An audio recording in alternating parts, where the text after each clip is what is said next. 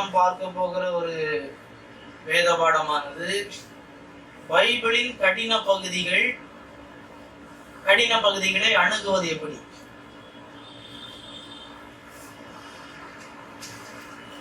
Bible படிப்பதற்கு ஒரு பார்வையிலே நாம் பார்க்கும்போது எளிதான புத்தகம், இன்னொரு விதத்திலே பார்க்கும்போது படிப்பதற்கு மிகவும் கடினமான புத்தகம். ரெண்டுமே சரி. ஒரு இதுல பார்க்கும்போது நமக்கு இதை வாசிப்பதற்கு என்னது இன்ட்ரெஸ்டிங்கா இருக்கும், நமக்கு வாசிக்கணும் என்று தோணும். ஆதாம்க்கு கதை நல்லா இருக்குது, அடுத்து யாருக்கு கதை வருது, நோவா தாத்தா வர்றாரு, காயின் ஆபேல் வர்றாங்க, அடுத்து யார் வர்றா, மெம்பரோது அபிரகாம் தாத்தா வர்றாரு, ஈசாக்கு வர்றாரு, யாக்கோபு வர்றாரு, அடுத்து யார் யோசேப்பு அப்படி வர்றாரு. அப்படி நல்லதொரு இதில் உள்ள நெரட்டிவ் எல்லாமே நல்ல ஒரு வரலாற்று சம்பவங்கள். இதெல்லாம் இன்றைக்கு நல்ல திரைப்படம் எடுத்தா அவ்வளவு சூப்பரா இருக்கும். அவ்வளவுக்குள்ள அந்த ஆக்ஷன் எல்லாம் இருக்குது. யோசேப்பை இவங்க எப்படி வஞ்சிக்கிறாங்க, அப்படி குழியில தூக்கி போடுறது, போட்டுட்டு அப்படி நடிக்கிறது, அப்படி ஒரு ரத்தத்தெல்லாம் கொண்டு வந்து தகப்போன்னு அழுறது, இவர் அப்படி இருந்துட்டு அந்த விஷயம் எனக்கு 17 வயதுல எனக்கு கர்த்தர் நிச்சயமா செய்வாருன்ற அவர் அதற்காக அந்த ஆம்பிஷனோட இருக்கிறது, ஒவ்வொரு ஸ்டெப் பை ஸ்டெப்பா முன்னேறுவது, இங்கே அவங்களுக்கு அங்க பஞ்சம் வர்றது, இதெல்லாம் அழகான சம்பவங்கள். மோசேக சம்பவம் அதை போலதான். அப்படி என்னது ஆத்துல இருந்து எடுக்கிறது, இங்க அடுத்து என்னது 5 வயசுல இருந்து ராஜ வாழ்க்கை 40 வயது வரைக்கும், அடுத்த 40 வருஷம் வனாந்திரத்துல மந்த மேய்க்கிறது, அடுத்த 40 வருஷம், இப்படி ஒவ்வொருடைய சம்பவங்கள் ஒரு பக்கம் அழகா இருக்கும். அடுத்து தீர்க்கதரிசிகள் அக்கினி இறக்குறது, இப்படி ஏராளமான அற்புதங்கள் நிறைந்தது. அடுத்து நம்ம புதிய ஏற்பாட்டுக்கு வந்தாச்சுன்னா இயேசு கிறிஸ்துவனுடைய சம்பவங்கள், இயேசு கிறிஸ்துவனுடைய நம்ம கதைகள் எல்லாம் சின்ன பிள்ளைகளை அழகா சொல்லி கொடுப்பாங்க. கானா ஊரிலே எப்படி திராட்சரசெல்லாம் குறைவுபட்டு இருந்த போது அவர் அவமானம் இருக்கும்போது டக்குன்னு சொல்றாரு, தண்ணியெல்லாம் நிரப்புங்கன்னு சொல்லி அவர் ஆசீர்வதிக்கிறாரு. இப்படி அப்போஸ்தலர் நடவடிக்கைகளை பார்க்கும்போது அவங்களுடைய பயணங்கள், அங்க போகும்போது என்னென்ன பிரச்சனை, எப்படி அவருக்கு காஸ்பல் போகுது, நிருபங்கள்ல அந்த பிரச்சனைகள் எழுதுறாங்க. வெளிப்படுத்தின விசேஷத்துல பார்த்தா தரிசனங்கள். ஒரு பக்கம் இந்த புத்தகம் எளிதான புத்தகம், இன்னொரு பக்கம் இந்த புத்தகம் புரிந்து கொள்வதற்கு மிகவும் கடினமான புத்தகம். இந்த பைபிளில் உள்ள சில வாசகங்கள் எந்த சின்ன பிள்ளை படிச்சாலும் அது எளிதா புரியும். அதே வாசகம் சில வேளைகள்ல புரிவதற்கு ரொம்ப கடினமா இருக்கும். ஒரு ஆதியாகமும் 1வது அதிகாரம் 1வது வசனத்தை இப்போ வாசித்தார். ஆதியிலே தேவன் வானத்தை, சின்ன பிள்ளை படிச்சா ஆதியிலே தேவன் சிருஷ்டித்தார், அவன் படைச்சார். அதே நேரத்துல இது கடினமாகவும் இருக்கும். எப்படி இருக்கும்னா ஆதியிலேன்னா எப்போ 6000 வருஷமா, 60,000 வருஷமா, விஞ்ஞானி சொல்றானே 600 மில்லியன் ஆண்டு அதுக்கு முன்னையா? ஆதி எப்போ இருந்து தொடங்குது? வானத்தையும் பூமியையும் சிருஷ்டித்தார். அப்போ மிச்சம் எல்லாம் எப்ப சிருஷ்டித்தார்?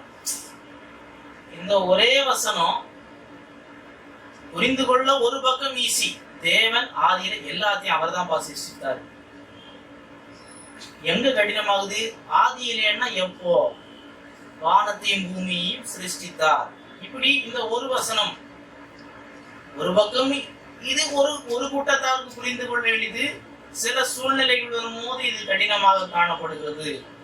இதை போல பைபிளுடைய அநேக பகுதிகள் உண்டு. இப்போ மத்தேயு நற்செய்தி நூல் ஆதியம் பழைய ஏற்பாட்டுக்கு முதல் வசனத்தை எடுத்து இப்போ புதிய ஏற்பாட்டுக்கு முதல் வசனத்தை நம்ம பார்ப்போம். அபிரகாமின் குமாரனாகிய தாவீதின் குமாரனான இயேசு கிறிஸ்துவனுடைய வம்ச வரலாறு. இது புரிஞ்சுக்க ஈஸியா கஷ்டமா? ஒரு சின்ன பிள்ளை ஒரு புதிய கிறிஸ்தவன் படிக்கிறான். ஆபிரகாமுக்கு குமாரன் ஈசாக்குன்னு அங்க படிச்சோம்.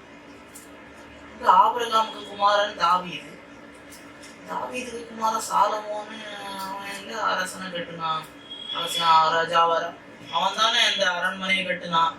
இது என்னது தாவீதுக்கு குமாரன் இயேசு கிறிஸ்துவுக்கு வரலாறுன்னு இருக்கு. அவன் கீழே படிச்சா விளங்கும். ஆனா ஏன் இங்க அப்படி போட்டிருக்கு? அங்க பின்னாடியில என்ன இருக்குது? யூதர்களுடைய வழக்கம் இருக்குது. யூதர்களுடைய வழக்கப்படி மூதாதையர் யாரா இருந்தாலும் என்னது சொல்லணும்? என் பாட்டம் முப்பாட்டன்னு சொன்னா பிரச்சனை இல்லை, எனக்கு அவன் தந்தைன்னு சொன்னாலும் என்ன இல்லை, பிரச்சனை இல்லை. இது கலாச்சாரத்தின் பின்னணியில படிக்கும் போது என்ன செய்கிறது? இது புரிந்து கொள்வதற்கு ஒரு பிரச்சனை இல்லை. நாம் அறிந்து கொள்ள வேண்டியது, பைபிள் புரிந்து கொள்வதற்கு கடினமான புத்தகமே. ஆனபடினாலதான் நம்ம என்ன செய்யறோம்? இதை எத்தனை தடவை படிச்சாலும் திரும்ப நம்ம படிக்க வேண்டி இருக்குது. 2 தடவை படிக்கிறோம், 3 தடவை படிக்கிறோம், இவ்வளவுதானா? இதை போய் நீ டெய்லி படிச்சுக்கிட்டு இருக்க என்னத்துக்கு? இதுல ஆழங்களை அறிந்து கொள்ளணும். இதை பற்றி என்ன சொல்லுது, இதுல என்ன சொல்லுது, எனக்கு புரியல, இன்னும் படிக்கணும், இன்னும் படிக்கணும்.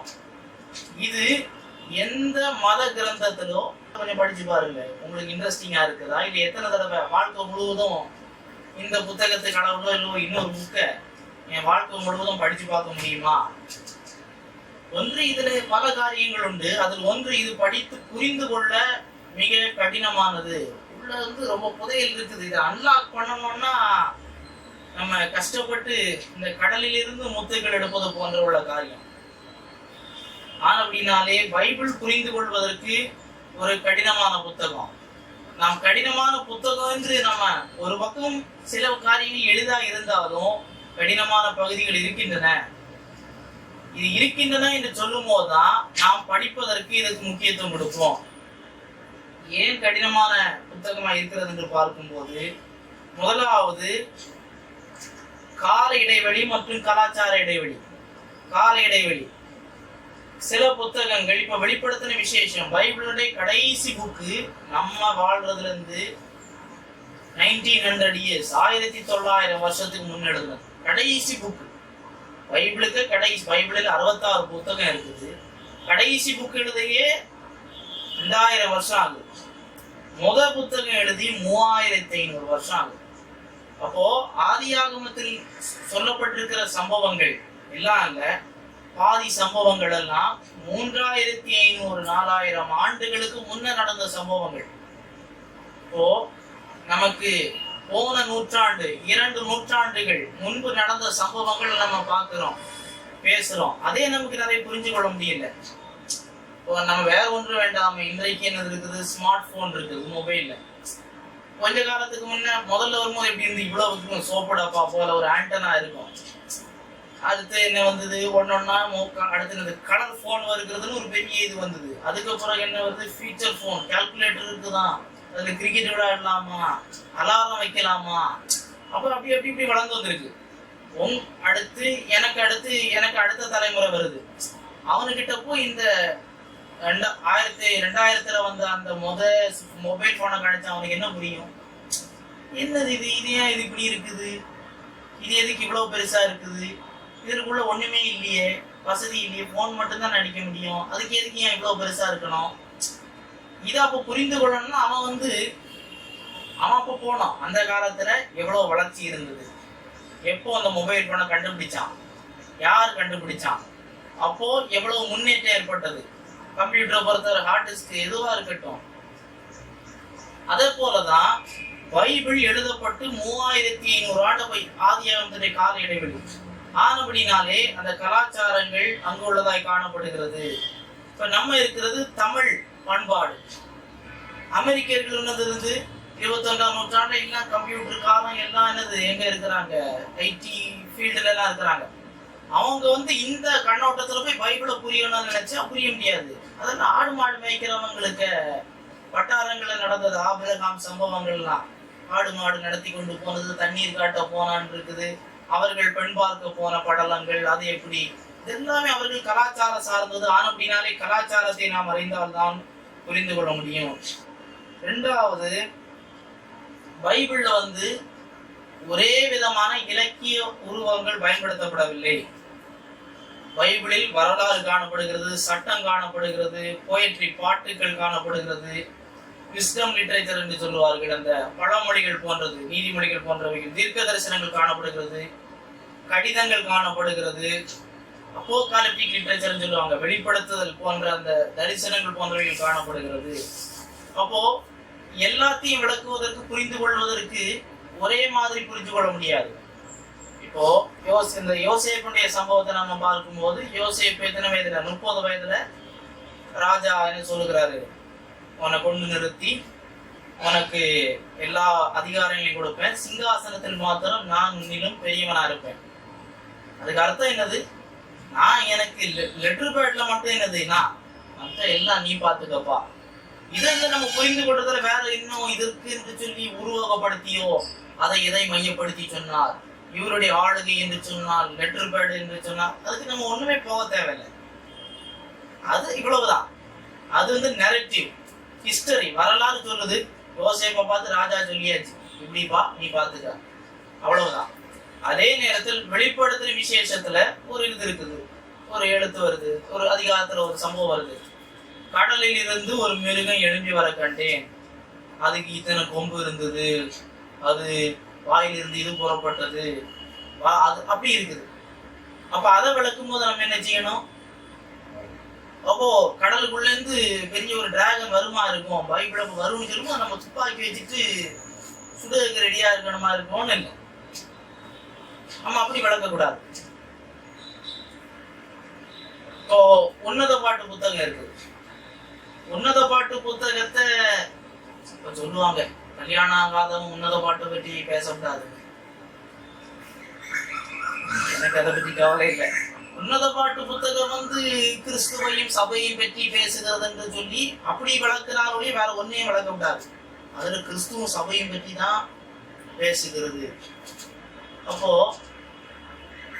அதுல அந்த ஸ்திரிய அந்த புத்தகத்துல தலை முதல் கால் வரை ஒவ்வொரு அங்கமா வர்ணிக்கிறார். அப்ப இயேசு அப்படியா பார்த்துக்கிட்டு இருக்காரு, கண் இப்படி இருக்கு. அடுத்து நம்முடைய வெளியில் சொல்ல முடியாத உடல் அங்கங்கள் அதுவும் சொல்லப்படுகிறது. குடும்பத்து கணவன் மனைவிக்கு உள்ள அந்த தாம்பத்திய உறவுகளை பற்றி டீட்டெயிலா சொல்லப்படுது. அத்தனையும் கிறிஸ்துவுக்கு சபையும் சொன்னா, அப்போ எங்க ஆட்டுக்குட்டியானவருக்கு கல்யாணம்னா அதான் அவனுக்கு கேட்கறாங்க, உங்களுக்கு ஃபர்ஸ்ட் நைட் எப்போன்னு கேட்கறான். பைபிள் எல்லாருக்கும் பொருந்தக்கூடிய நூல். குடும்பத்தை கர்த்தர் உருவாக்கினார். முதல்ல சொல்றது அந்த sex was created by God and initiated by God, not perverted sex within the boundary of marriage. அப்போ அதை எப்படி அனுபவிக்கலாம் அதை டீட்டெயிலா சொல்றாரு. சாலமோன் இதை எழுதும் போது, உன்னத பாட்டு எழுதும் போது வாலிபன் என்ன யோசிப்பான். நீதிமொழிகள் எழுதும் போது எப்படி 50 வயசு, என் மகனே அங்க போவாத இங்க போவாத, டிவி பார்க்காத, நான் 30 வயசுன்னு சுத்தினேன், நீ சுத்தாத, பரஸ்திரியை ஏன் நீ பாக்குற. இவர் பார்த்தாரு 30 வயசுல இவர் எல்லாம் பார்க்கலாம். ஆனா இவர் இப்ப வரும்போது இவருக்கு பிள்ளைங்களுக்கு, என் மகனே உன் கண் அங்கு போவதென்ன. ஆனா இவருக்கு கண் அப்ப போச்சு. அது பிரச்சனை இல்லை. ஓ நீங்க தகப்பனா இருக்கிறீங்க, உங்க பிள்ளை யோசிப்பீங்க, நான் கெட்டு போறேன், என் பிள்ளை சரி நான் அப்படிதானே கெட்டு போனேன், அதுவும் பார்க்கதான் செய்யணும்னு சொல்ல மாட்டீங்க. பார்க்காத போவாத, நான் பைக்ல 30 வயசுல வேகமா போய் ஆக்சிடென்ட் ஆனேன், அதனால நீ ஆக்சிடென்ட் ஆகியா பிரச்சனை இல்லை, நல்ல தப்பா சொல்ல மாட்டான். நான் தான் அப்படி ஆனேன். அதுதான் சாலமோ என் மகனேன்னு சொல்றாரு. பிரசங்கி சொல்றாரு, உன் பல் விழும் ஒன்னும், அப்படி உன் பல் விழும் ஒன்னும், உன் கண் சொக்கி போகும் ஒன்னும். அப்ப யாரு? கிழவன். அப்போ இதை நம்ம புரிந்து என்ன செய்யணும், பைபிளா விளக்கணும். இது யார் எழுதுனா, எந்த காலத்தில் எழுதப்பட்டது என்று சொல்லி எழுதணும். பிலமோனுக்கு கடிதம் எழுதுறாரு, அது என்னது ஒரு பர்சனல் லெட்டர், உங்களுக்குள்ள ஒரு ஐக்கியம். பிலமோனுக்கு எழுதும் போது யாரு ஒனேசிமோன்னு சொல்லி, அவனை மன்னிச்சுக்கப்பா, அவன் ஏதாவது கொடுக்க வேண்டியிருந்தா நான் கொடுத்துடுறேன், அவன் கத்தருக்க பிள்ளையாயிட்டான் சொல்லி ரெக்கமெண்டேஷன் லெட்டர் எழுதுறாரு. அடுத்து என்னது, யோவான் உன் ஆத்மா வாழ்வது போல் நீ எல்லாருக்கும் சுகமாய் இருக்கும்படி வேண்டுகிறேன். என்ன சொல்றது, பர்சனல் ஆட்டு. அதை வச்சு சில உபதேசம் வச்சுட்டான், நீ எல்லாவத்திலும் சுகமா இருக்கணும், இதுதான்ப்பா உபதேசம் சொல்லி உபதேசத்தை கொண்டு வந்துட்டான். Health and wealth doctor. இது பைபிள் உபதேசம் அல்ல. வாழ்த்துறை எழுதும் போது எழுதுறாங்க, நீ நாசமா போகும்படி வேண்டாம் தொடங்குவாங்க, நல்லா இருக்கணும் பான்னு தொடங்குவாங்க. இதை விட முக்கியமான காரியம், நாம் அனைவரும் பாவிகள். ஏன் பைபிள் புரிய கஷ்டமா இருக்குன்னா, இவைகள் எல்லாம் விடவும் ரோமர் 3:23, 1 போன்ற வசனங்களில் சொல்லப்படுகிறது. நம்ம நமக்குள்ள நிறைய தவறான எண்ணங்கள் காணப்படுகின்றன. ஆனபடினாலே பைபிளை புரிந்து கொள்வதற்கு நாம் அநேக வேளைகளிலே கஷ்டப்படுகிறோம். ஆனபடினாலே தான் நாம் கர்த்தருடைய வசனத்தை ஆராய்வதற்கு முன்பதாக ஜெபத்தோடு என்ன செய்யணும்? ஆண்டவரை இதை புரிந்து கொள்வதற்குரிய இலுமினேஷன், இங்கிலீஷ்ல சொல்லுவாங்க, இலுமினேஷன் எனக்கு தாரும் என்று சொல்லி நாம் கேட்க வேண்டும். இதற்கு என்று சொல்லி நிறைய சட்டங்கள் இருக்கு. என்ன இது ஒரு ஒழுங்குள்ள புத்தகம், ஒழுங்கு இல்லாம எழுதல. ஒவ்வொரு வகையான லிட்ரேச்சர் காணப்படுகிறது. தீர்க்க தரிசனங்களை விளக்குவதற்கு ஒரு முறைமை உண்டு. மற்ற நரேட்டிவ் வரலாற்று புத்தகங்களை விளக்குவதற்கு ஒரு நீதி உண்டு. சுவிசேஷ புத்தகங்களை விளக்குவதற்கு ஒரு நீதி உண்டு. ஆனப்படினால பைபிள் ஒரு கடினமான புத்தகம் என்பதை நாம் முதலாவது புரிந்து கொள்ள வேண்டும். நமக்கு இருக்கிற கோல், இதை நம்ம படிக்கிறதுனால நமக்கு என்னத்துக்கு? கடினமா இருந்தா கடினமா இல்லாம போனா என்னன்னு சொல்லி நாம் பார்க்கும்போது, முதலாவதாக இந்த பைபிளை போதிக்கிறோம் இல்லையா, போதிக்கிறவங்களுக்கு ஏன் முக்கியம் என்று சொன்னால், இது தவறே இல்லாத புக்கு என்று சொல்லி நமக்கு முதலாவது தெளிவு வரணும். ஏன்னா வெளியே நிறைய வச்சுட்டு கேட்கறான், இதா பைபிள் அங்க தப்பு இருக்குது, இங்க தப்பு இருக்குது, இங்க தப்பு இருக்குது, காணி கேட்டா இதா தப்பு இருக்குதுன்னு அநேக குழுக்கள் பேசுறாங்க. பேசும்போது நமக்கு தெளிவு இருக்கணும். நான் படிச்சிருக்கிறேன், பைபிளில் தவறு இல்லை என்று சொல்லக்கூடிய தைரியம் நமக்கு வேண்டும். யோவான் 17:17. மட்டுமல்ல, பைபிளை கடின பகுதிகளை நாம் அறிந்து வச்சிருக்கணும். அடுத்தவன் சொல்லி ஓஹோ அப்படி இருக்குதா. ஒரு பாஸ்டர் கிட்ட, என் ஃப்ரெண்டு தான் பைபிள் காலேஜில் என்னோட படிச்சவர், மலையாளி. அவர்கிட்ட ஒருத்தன் கேட்டான், நீர் பாஸ்டர் ஆனோ? ஆமா. இயேசு கிறிஸ்து சமாதானத்தை கொண்டு வரவா சொன்னாரு? ஆமா, சமாதானத்துக்கு பிறகு. இயேசு கிறிஸ்து சீடர்களை பார்த்து பட்டயம் வாங்க எதுக்கு சொன்னார்? பார்த்துக்கு தெரிஞ்சு இயேசு சொன்னாருன்னு தெரியும், ஏன் சொன்னாருன்னு தெரியாது. பைபிள் அப்படி ஒரு வசனமே கிடையாது. இல்ல ஒன்று நான் படிச்சேன், எங்க உண்டு இயேசு கிறிஸ்து பட்டயத்தை எடுக்கிறோம், பட்டயத்தால சாவான்னு சொன்னாரு? அப்படி ஒண்ணு கிடையாது. அவர் என்கிட்ட கேட்டாரு, ஏன் நீ ஏன்னு கேட்டப்போ இந்த இதான் சம்பவம்னாரு.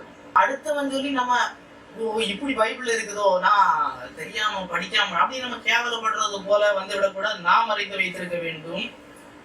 முதலாவது, இது தவறில்லை, அது நிச்சயம். இரண்டாவது, இதுல என்ன இல்லை, இதுல உள்ள கடின பகுதிகளை அறிந்து வைத்திருக்க வேண்டும். அறிவதோடு இல்லை, இப்போ இயேசு சொன்னார், அது தெரிஞ்சு வச்சிருக்கணும். அதோட இல்லை, இயேசு ஏன் அங்க சொன்னார், இந்த கடின பகுதிக்கான விளக்கங்களை நம்ம என்ன செய்திருக்கணும், நாம் தெரிந்து வைத்திருக்கணும். அவன் நமக்கு சொல்லிக் கொடுக்கிறது போல ஆகிடக்கூடாது, நாம் அதை சொல்லிக் கொடுக்கிறது போல ஆகிவிட வேண்டும். இது விசுவாசிகளுக்கு ஊழியர்கள் ட்ரெயின் பண்ண வேண்டியதாகும். அவிசுவாசிகளுக்கு சொல்லும் போது இதெல்லாம் நம்ம படிச்சு வச்சிருந்தோம்னா தைரியமா நம்ம அவிசுவாசிகளுக்கு தேவனுடைய வார்த்தையை சொல்லலாம். ஆனா அவங்க கேட்டக்கூடாது, என்ன தவறு இருக்குன்னு சொல்லி நமக்கு போல்ட்னஸா கரேஜா நம்ம சொல்லலாம், கேள்விகளுக்கு பதிலளிக்கலாம். இந்த பைபிள்ல கடின பகுதிகள், குழப்பமான சில பேசேஜுக்கு போறதுக்கு முன்னா நமக்கு அந்த ப்ரீ சப்போசிஷன் சொல்லுவாங்க. நாம் கொண்டிருக்க வேண்டிய நீதிகள் என்னவென்று சொன்னால், தேவனால் பொய் சொல்ல முடியாது. It is impossible for God to lie. எபிரேயர் 6:18. 2 தீமோத்தேயு 2:13 சொல்கிறது, தேவன் தன்னை மறுதலிக்க ஒட்டார். God cannot deny himself. யோவான் 14:6 சொல்கிறது, அவரே சத்தியம். என்னாகும் 23:19 சொல்கிறது, அவர் பொய் சொல்வதற்கு மனுஷன் அல்ல. யோவான் 17:17 சொல்கிறது, ஆமா, யோவான் 17:17 சொல்கிறது, அவருடைய வசனம் சத்தியம். சங்கீதம் 119:170 சொல்கிறது, அவருடைய வார்த்தைகள் அனைத்தும் உண்மை. பைபிள் இவ்வளவு சொல்லுது, அவரு பொய் சொல்ல மாட்டார். நாம் விசுவாசிக்கிறது இது அவர் கொடுத்ததுன்னு. நம்ம அந்த தேவாவினா பைபிள் அருளப்பட்டது ஏன்னு அந்த வேத பாடத்துல நம்ம பார்த்துட்டோம். அவர் இதை கொடுத்திருக்கிறாரு, அவர் பொய் சொல்ல மாட்டாரு. அப்போ இதுல பொய் இருக்காது, இது சரியாதான் இருக்கும். ஆனா கடினமா இருக்கிறது யாருக்கு சைடுல பிரச்சனை, நம்ம புரிந்து கொள்வதுதான் பிரச்சனை. இதுல தப்பு இல்லை, தேவனுடைய பார்வையில் தப்பு இல்லை என்று சொல்லி நாம் புரிந்து கொள்ள வேண்டும். இரண்டாவது, இது தேவனுடைய வார்த்தை. நிறைய பேரு குழப்பம் அடைந்து போறது காரணம், இது தேவனுடைய வார்த்தை என்கிறது நிச்சயம் இல்லை. நல்ல எழுத்து, அழகா எழுதி இருக்கிறாங்க. நிறைய வரலாற்று சம்பவம் இருக்குது. நம்ம வாழ்க்கைக்கு, குடும்பத்துக்கு புரிந்து கொள்வதற்கு அநேக காரியங்கள் இருக்கின்றன என்று சொல்லுகிறார்கள். அதெல்லாம் நாம் புரிந்து கொள்ள வேண்டும். இந்த புதிய ஏற்பாட்டு பிரதிகள் எல்லாம் நம்பக்கூடியவைகள். புதிய ஏற்பாட்டு எழுத்தாளர்கள் எல்லாம் நம்ப தகுந்தவர்கள். எவனும் பணம் கொடுத்து வச்சு எழுதல. பணம் கொடுத்து நீ எழுது, இவ்வளவு பணம் தான், மாத்தி கதையை பிளேட்டை திருப்பி இயேசு வச்சு எழுதுன்னு எழுதல. பயந்து ஓடினவனுங்கெல்லாம் சாகிறதுக்கு கொண்டு போடுவான்னு இயேசுக்கு சிலுவைக்கு கீழே ஒருத்தனை இல்லை. ஆனா உயிர்த்தெழுதல பார்த்த பிறகு மறிக்கவும் துணிந்து எல்லாத்தையும் இழந்து போய் சாட்சியா நின்றார்கள். இதை விட நமக்கு தேவையில்லை. இயேசு கிறிஸ்து பைபிளை தேவனுடைய வார்த்தை என்று சொன்னார். யோவான் 10:35. ரோமர் 9:6 பவுல் சொல்லுகிறார் வேத வாக்கியங்கள் தேவனுடைய வார்த்தை என்று சொல்லி. எபிரேயர் 4:12 தேவனுடைய வார்த்தை என்று சொல்லப்படுகிறது. 2 தீமோத்தேயு 3:16 பவுல் சொல்லுகிறார் எல்லா வேத வாக்கியம் தேவனால் அருளப்பட்டிருக்கிறது என்று சொல்லி. மத்தேயு 4:4 சொல்லுகிறது மனுஷன் 34 மாத்திரமல்ல தேவனுடைய வார்த்தையில் புறப்படும் ஒவ்வொரு வாயினால் பிழைப்பான் என்று சொல்லி. 2 பேதுரு 1:20-21 சொல்லுகிறது பரிசுத்த ஆவியினாலே ஏவப்பட்டு தேவ மனுஷர்கள் பேசினார்கள் என்று சொல்லி. இந்த வார்த்தைகள் எல்லாம் தேவனிடத்திலிருந்து வந்தவைகள். இந்த டெஃபினிஷன் நம்ம பார்த்துட்டோம்.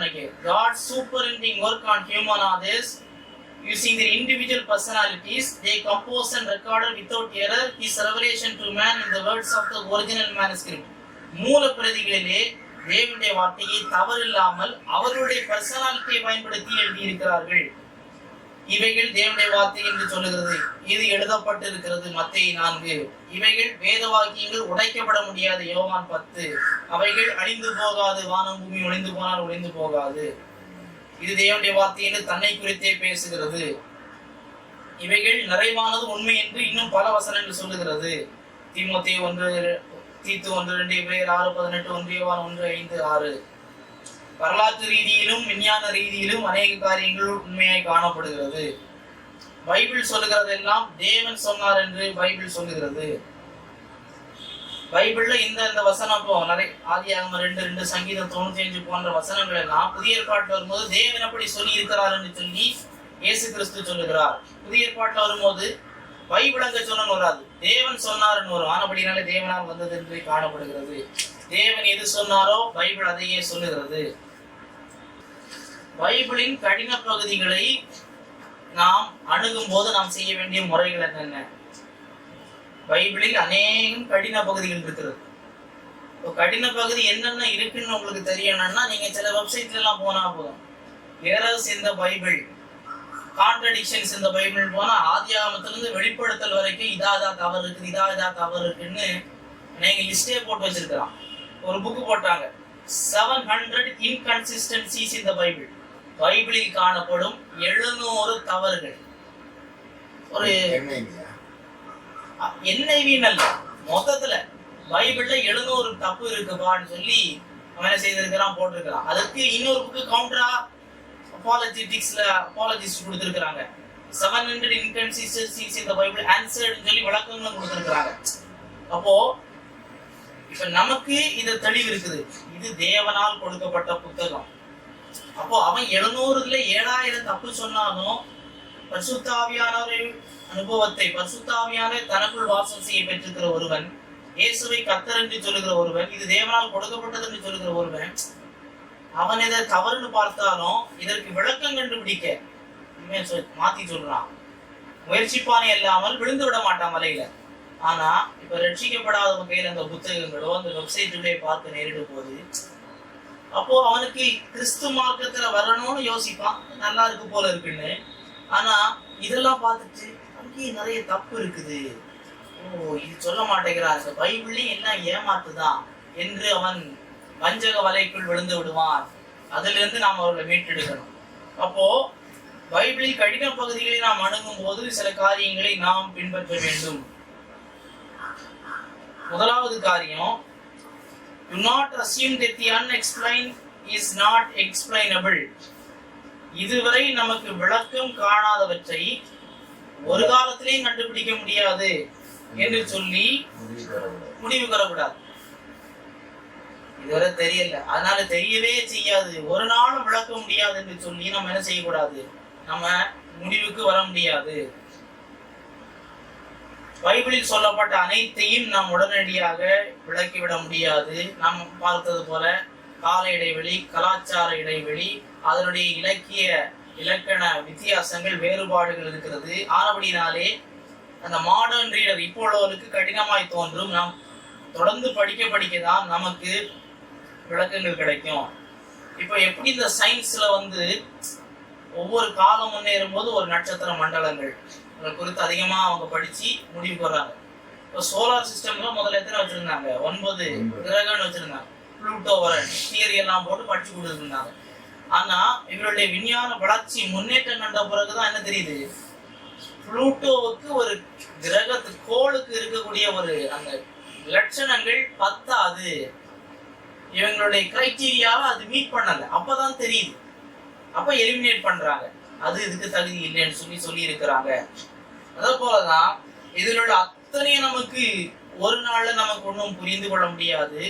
இதுவரை யாராலும் விளங்கிக் கொள்ள முடியாத சில பகுதிகளும் காணப்படுகின்றன. சிலவற்றை நாம் ஆராய்ந்து பார்க்கும் போது, சில கலாச்சார பின்னணிகள் சூழமைகளை பார்க்கும் போது நம்ம என்ன செய்ய முடியும், புரிந்து கொள்ள முடியும். ஒரு பகுதி வரும், பிலாத்து என்னது கலிலேயருடைய பலிகள், கலிலேயர் தானே ரத்தத்தோட கலந்திருந்தான். அது சும்மா படிச்ச என்ன புரியும், ரத்தத்தை கலந்திருந்தாங்க. ஒருவேளை இவங்க பலி கொடுக்கும் போது கொஞ்சம் ரத்தத்தையும் ஒன்று, இப்போ வேற ஒன்றும் பைபிள் மட்டும் கொஞ்சம் கொஞ்சம் படித்து வச்சிருக்கிறான், வேற ஒன்றும் அவனுக்கு தெரியாது. அவன் எப்படி இப்படிதான் யோசிப்பான். இதை இன்னும் இப்ப அவனுக்கு விளக்க முடியாது. ஆனா இந்த சரியா புரிந்து கொள்ளணும்னா அப்ப அன்னைக்கு என்ன நடந்தது, ஏற்கனவே அடிக்கடி என்ன செய்யுது, ரிவால்ட் அவனுக்கு விரோதமா கிளர்ச்சிகள் எழுப்பிட்டு இருக்குது. அவன் என்ன செய்யறான், ராணுவத்தை எல்லாம் வச்சு அவன் கிளர்ச்சி பண்றவனா வெட்டி சாட்சி அடக்கிடுறான். அதை பைபிள் இப்படி எக்ஸ்பிளைன் பண்ணுது, ரத்தத்தை கலந்துருந்தான். அவங்களுக்கு அது ஈஸியா புரியும். அன்றைக்கு மத்தேயு எழுதுனவங்களுக்கும் இந்த வார்த்தைன்னா என்னன்னு புரியும். 2000 வருஷம் கழிச்சு நம்ம இருக்கிறதுனால, 2000 இவ்வளவு 1000 கிலோமீட்டர்கள் தாண்டி இருக்கிறதுனால நமக்கு புரியல. கொஞ்சம் ஆராய்ச்சி பண்ண வேண்டும். இப்போ இன்னொன்னு சொன்னாங்க, நான் அதை கூட ஸ்டடி எடுத்தேன். ஜேஇடிபி தியரின்னு இடையில வந்தது, வால் யூசன் 200 ஆண்டுக்கு முன்ன. மோசையுடைய புத்தகங்கள் எல்லாம் மோசை எழுதல, ஜே லிட்ரேச்சர், இ லிட்ரேச்சர், ப்ரீஸ்ட்ரி, டி டியூட்டரானமிக்னு 4 ட்ரெடிஷனு எல்லாம் கிமு 500 தான் எல்லாம் சேர்ந்து பஞ்சாங்கமம் வந்துன்னு சொன்னாங்க. அவங்க சொன்ன ஆர்குமெண்ட் என்னது, அது வரைக்கும் எழுத்தே கிடையாதான், மோசைக்கு காலத்துல எழுத்தே கிடையாதான்.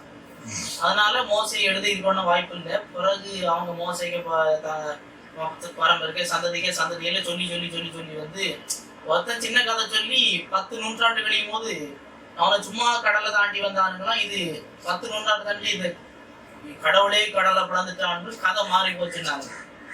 ஆனா இப்போ என்ன கண்டுபிடிச்சிருக்கிறாங்க, மோசைக்கு காலத்துக்கு முன்ன உள்ள யூனிஃபார்ம் டேப்லெட்ஸை கண்டுபிடிச்சிருக்கிறாங்க. எழுத்து இவனை ஆர்குமெண்ட் பண்ணி எடுத்தது 200 வருஷத்துக்கு முன்னே, எழுத்தே கிடையாது. அப்போ இது இப்போ அடிபட்டு போச்சு. அமுராபிலான்னு சொல்லக்கூடிய மோசேக்கு காலத்துக்கு முன்னே இருக்குது. நிறைய சட்டங்கள் எழுத்து வடிவிலே காணப்படுகின்றன. மட்டுமல்ல ஹிட்டைட் ஏத்தியர் அப்படி ஒருத்தனே கிடையாது, அது இந்த லெஜெண்ட்னு சொல்லி கொண்டிருந்தார்கள். அவைகள் எல்லாம் இன்றைக்கு உண்மை என்று உறுதிப்படுத்தப்பட்டிருக்கிறது. 1754 வரைக்கும் ஊர் என்கிற பட்டணத்தை குறித்தே ஒன்றும் இல்லாத இருந்தது, இன்றைக்கு எல்லாம் உண்மை என்று வந்திருக்கிறது. அப்படி என்றால் சில காலங்கள் பிடிக்கும். நம்ம எல்லாத்தையும் புரிந்து கொள்ளணும்னு சொன்னா, இப்போ இன்னொரு உதாரணம் சொல்றேனே, வெளிப்படுத்தின விசேஷத்துல 11ஆம் அதிகாரத்துல 2 சாட்சிகள் வருவாங்க. அப்ப அந்த சாட்சிகள் வரும்போது அற்புதம் எல்லாம் செய்வாங்க. கடைசியில என்ன செய்வாங்க, கொலை செய்யப்படுவார்கள். அவங்க கொலை செய்யப்படுறதை யாரெல்லாம் பார்ப்பாங்களா, யார் பார்ப்பாங்க, உலகத்தில் உள்ள சகல ஜனங்களும் பார்த்து எல்லாரும் கிஃப்ட், ரொம்ப உலகமே ஒரு பண்டிகை கொண்டாடும் இவங்க மரணத்துக்கு. உலகமே எத்தனை நாள் இடைவெளியில, 3 நாளுக்குள்ள உலகமே அதை பார்க்கணும்னு இருக்கு. இதை சிரிச்சுக்கிட்டு இருந்தான், இது எப்படி லூசுப்பா இருக்க, இங்க எந்த அந்த தெருவே தெரிய மாட்டேங்குது, உலகம் ஃபுல்லா எப்படி தெரியும்னு. நமக்கு அது இன்னைக்கு கஷ்டமா இருக்குது இல்ல. இன்னைக்கு மொபைல்ல லைவா என்ன செய்யலாம், டிவி பார்க்கலாம், வாட்ஸ்அப்ல உடனே ஏதாவது செத்துட்டான் பாரு, இதா வந்துட்டான் பாரு, ஃபேஸ்புக்ல ஏதோ மரணம் அப்படி வருது. நமக்கு இல்ல.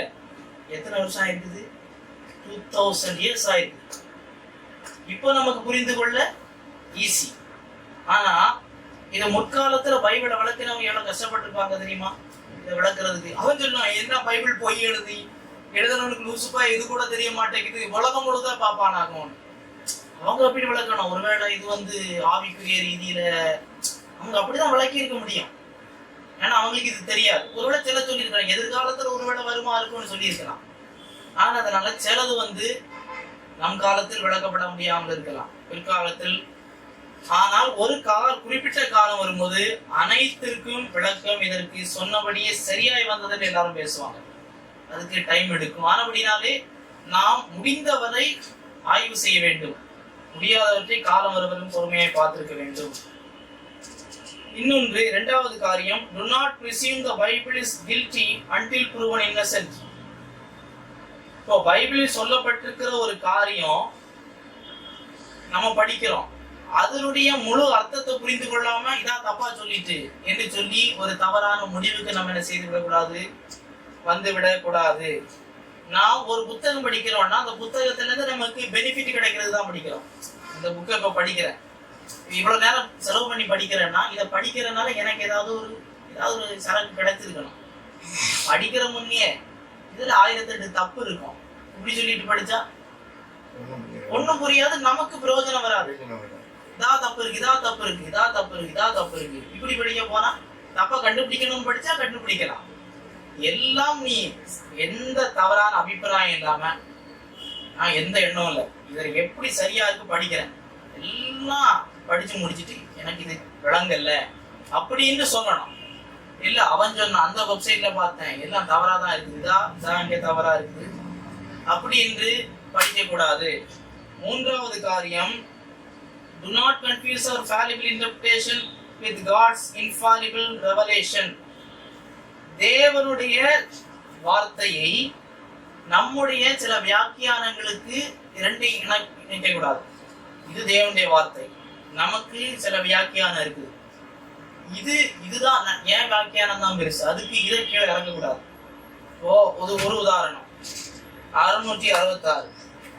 666ன்னா இப்போ பைபிளே அது ரிசர்ச் பண்ண சொல்லி இருக்குது, அதனால தப்பு இல்லை.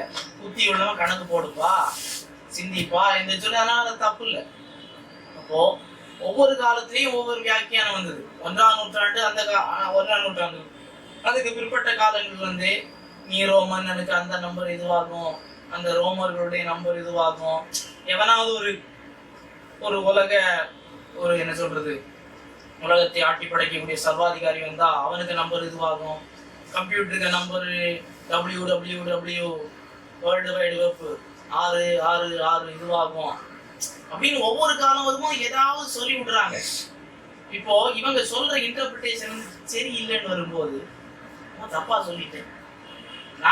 சொல்லிட்டேன் அப்படி வரணுமே ஒழிய அதெல்லாம் தெரியாது. www தான் அந்தி கிறிஸ்து. எதுக்கு? அப்ப இது உலகத்துல கிண்டல் அடிச்சாலும் பிரச்சனையே இல்லை. நீரோ மன்னனுக்கு நீரோ செத்து 2000 வருஷம் ஆகும். அப்போ நீரோ பற்றி சொன்னது அது சரிதான் என்று சொல்லி சில தங்கக்கு இன்டர்பிரிட்டேஷன் தான் முக்கியம். நம்முடைய இன்டர்பிரிட்டேஷன் என்னது? ஃபேலிபிள். நம்ம ஞானத்திலிருந்து பேசுகிறோம், அதை தேவனுடைய வார்த்தையோடு பேலன்ஸ் பண்ணி பார்க்கணும், அப்பதான் ஏற்றுக்கொள்ளணும். சரி, இது தீர்க்க தரிசனத்துக்கு விளக்கம் கொடுக்கும் போது நம்முடைய ஞானத்திற்கு மிஞ்சி நடக்கக்கூடும் என்று சொல்லி நம்ம விட்டுடுறோம். இப்ப www வந்துட்டு, அடுத்து என்ன வந்துட்டு, ஆதார் கார்டுல அது இருக்குதான், அடுத்து என்னது பயோசிப்புன்னு இப்ப நிக்குது. பயோசிப்பு தான் அந்தி கிறிஸ்து, அரிசி அளவு இருக்கு, இதா குத்துறான், இதா இங்கதான் வைக்க முடியும்னு சொல்றாங்க. நாளைக்கு வேற ஒண்ணு வரும். அப்ப வரும்போது இதை வச்சு பிரசங்கம் பண்ணிக்கிட்டு இருக்கிறவங்களுக்கு எல்லாம் அவனுக்கு அதை ஏற்றுக்கோ. ஐயோ, நான் அப்படி இல்லை, எனக்கு உபதேசம், எனக்கு ப்ரீச்சிங், எனக்கு எழுத்து புக்கெல்லாம் எழுதி இருக்கிறேன், நான் தப்பா எழுதி இருக்கிறேன். பைபிள்ல இருக்குது, அது ஒரு நாள் வரும்.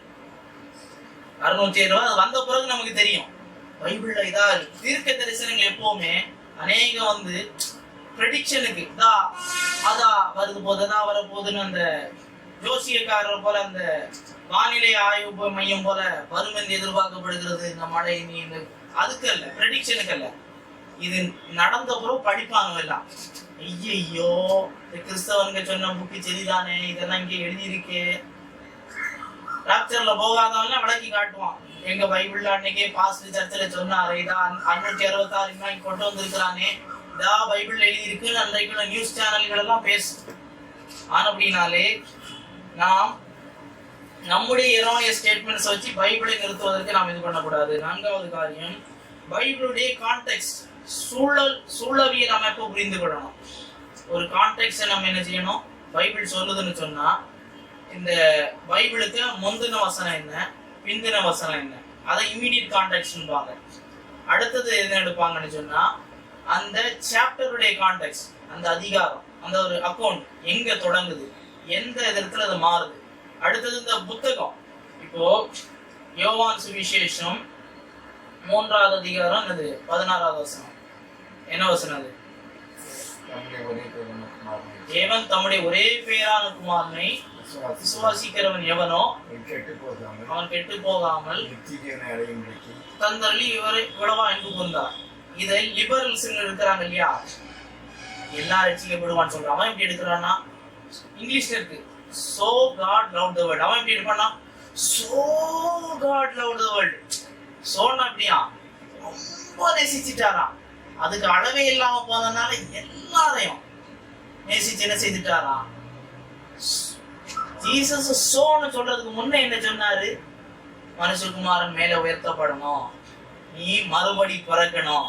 அங்க இருந்துதான் வருது, மேலே உயர்த்தப்பட்டவரை பார்க்கணும்.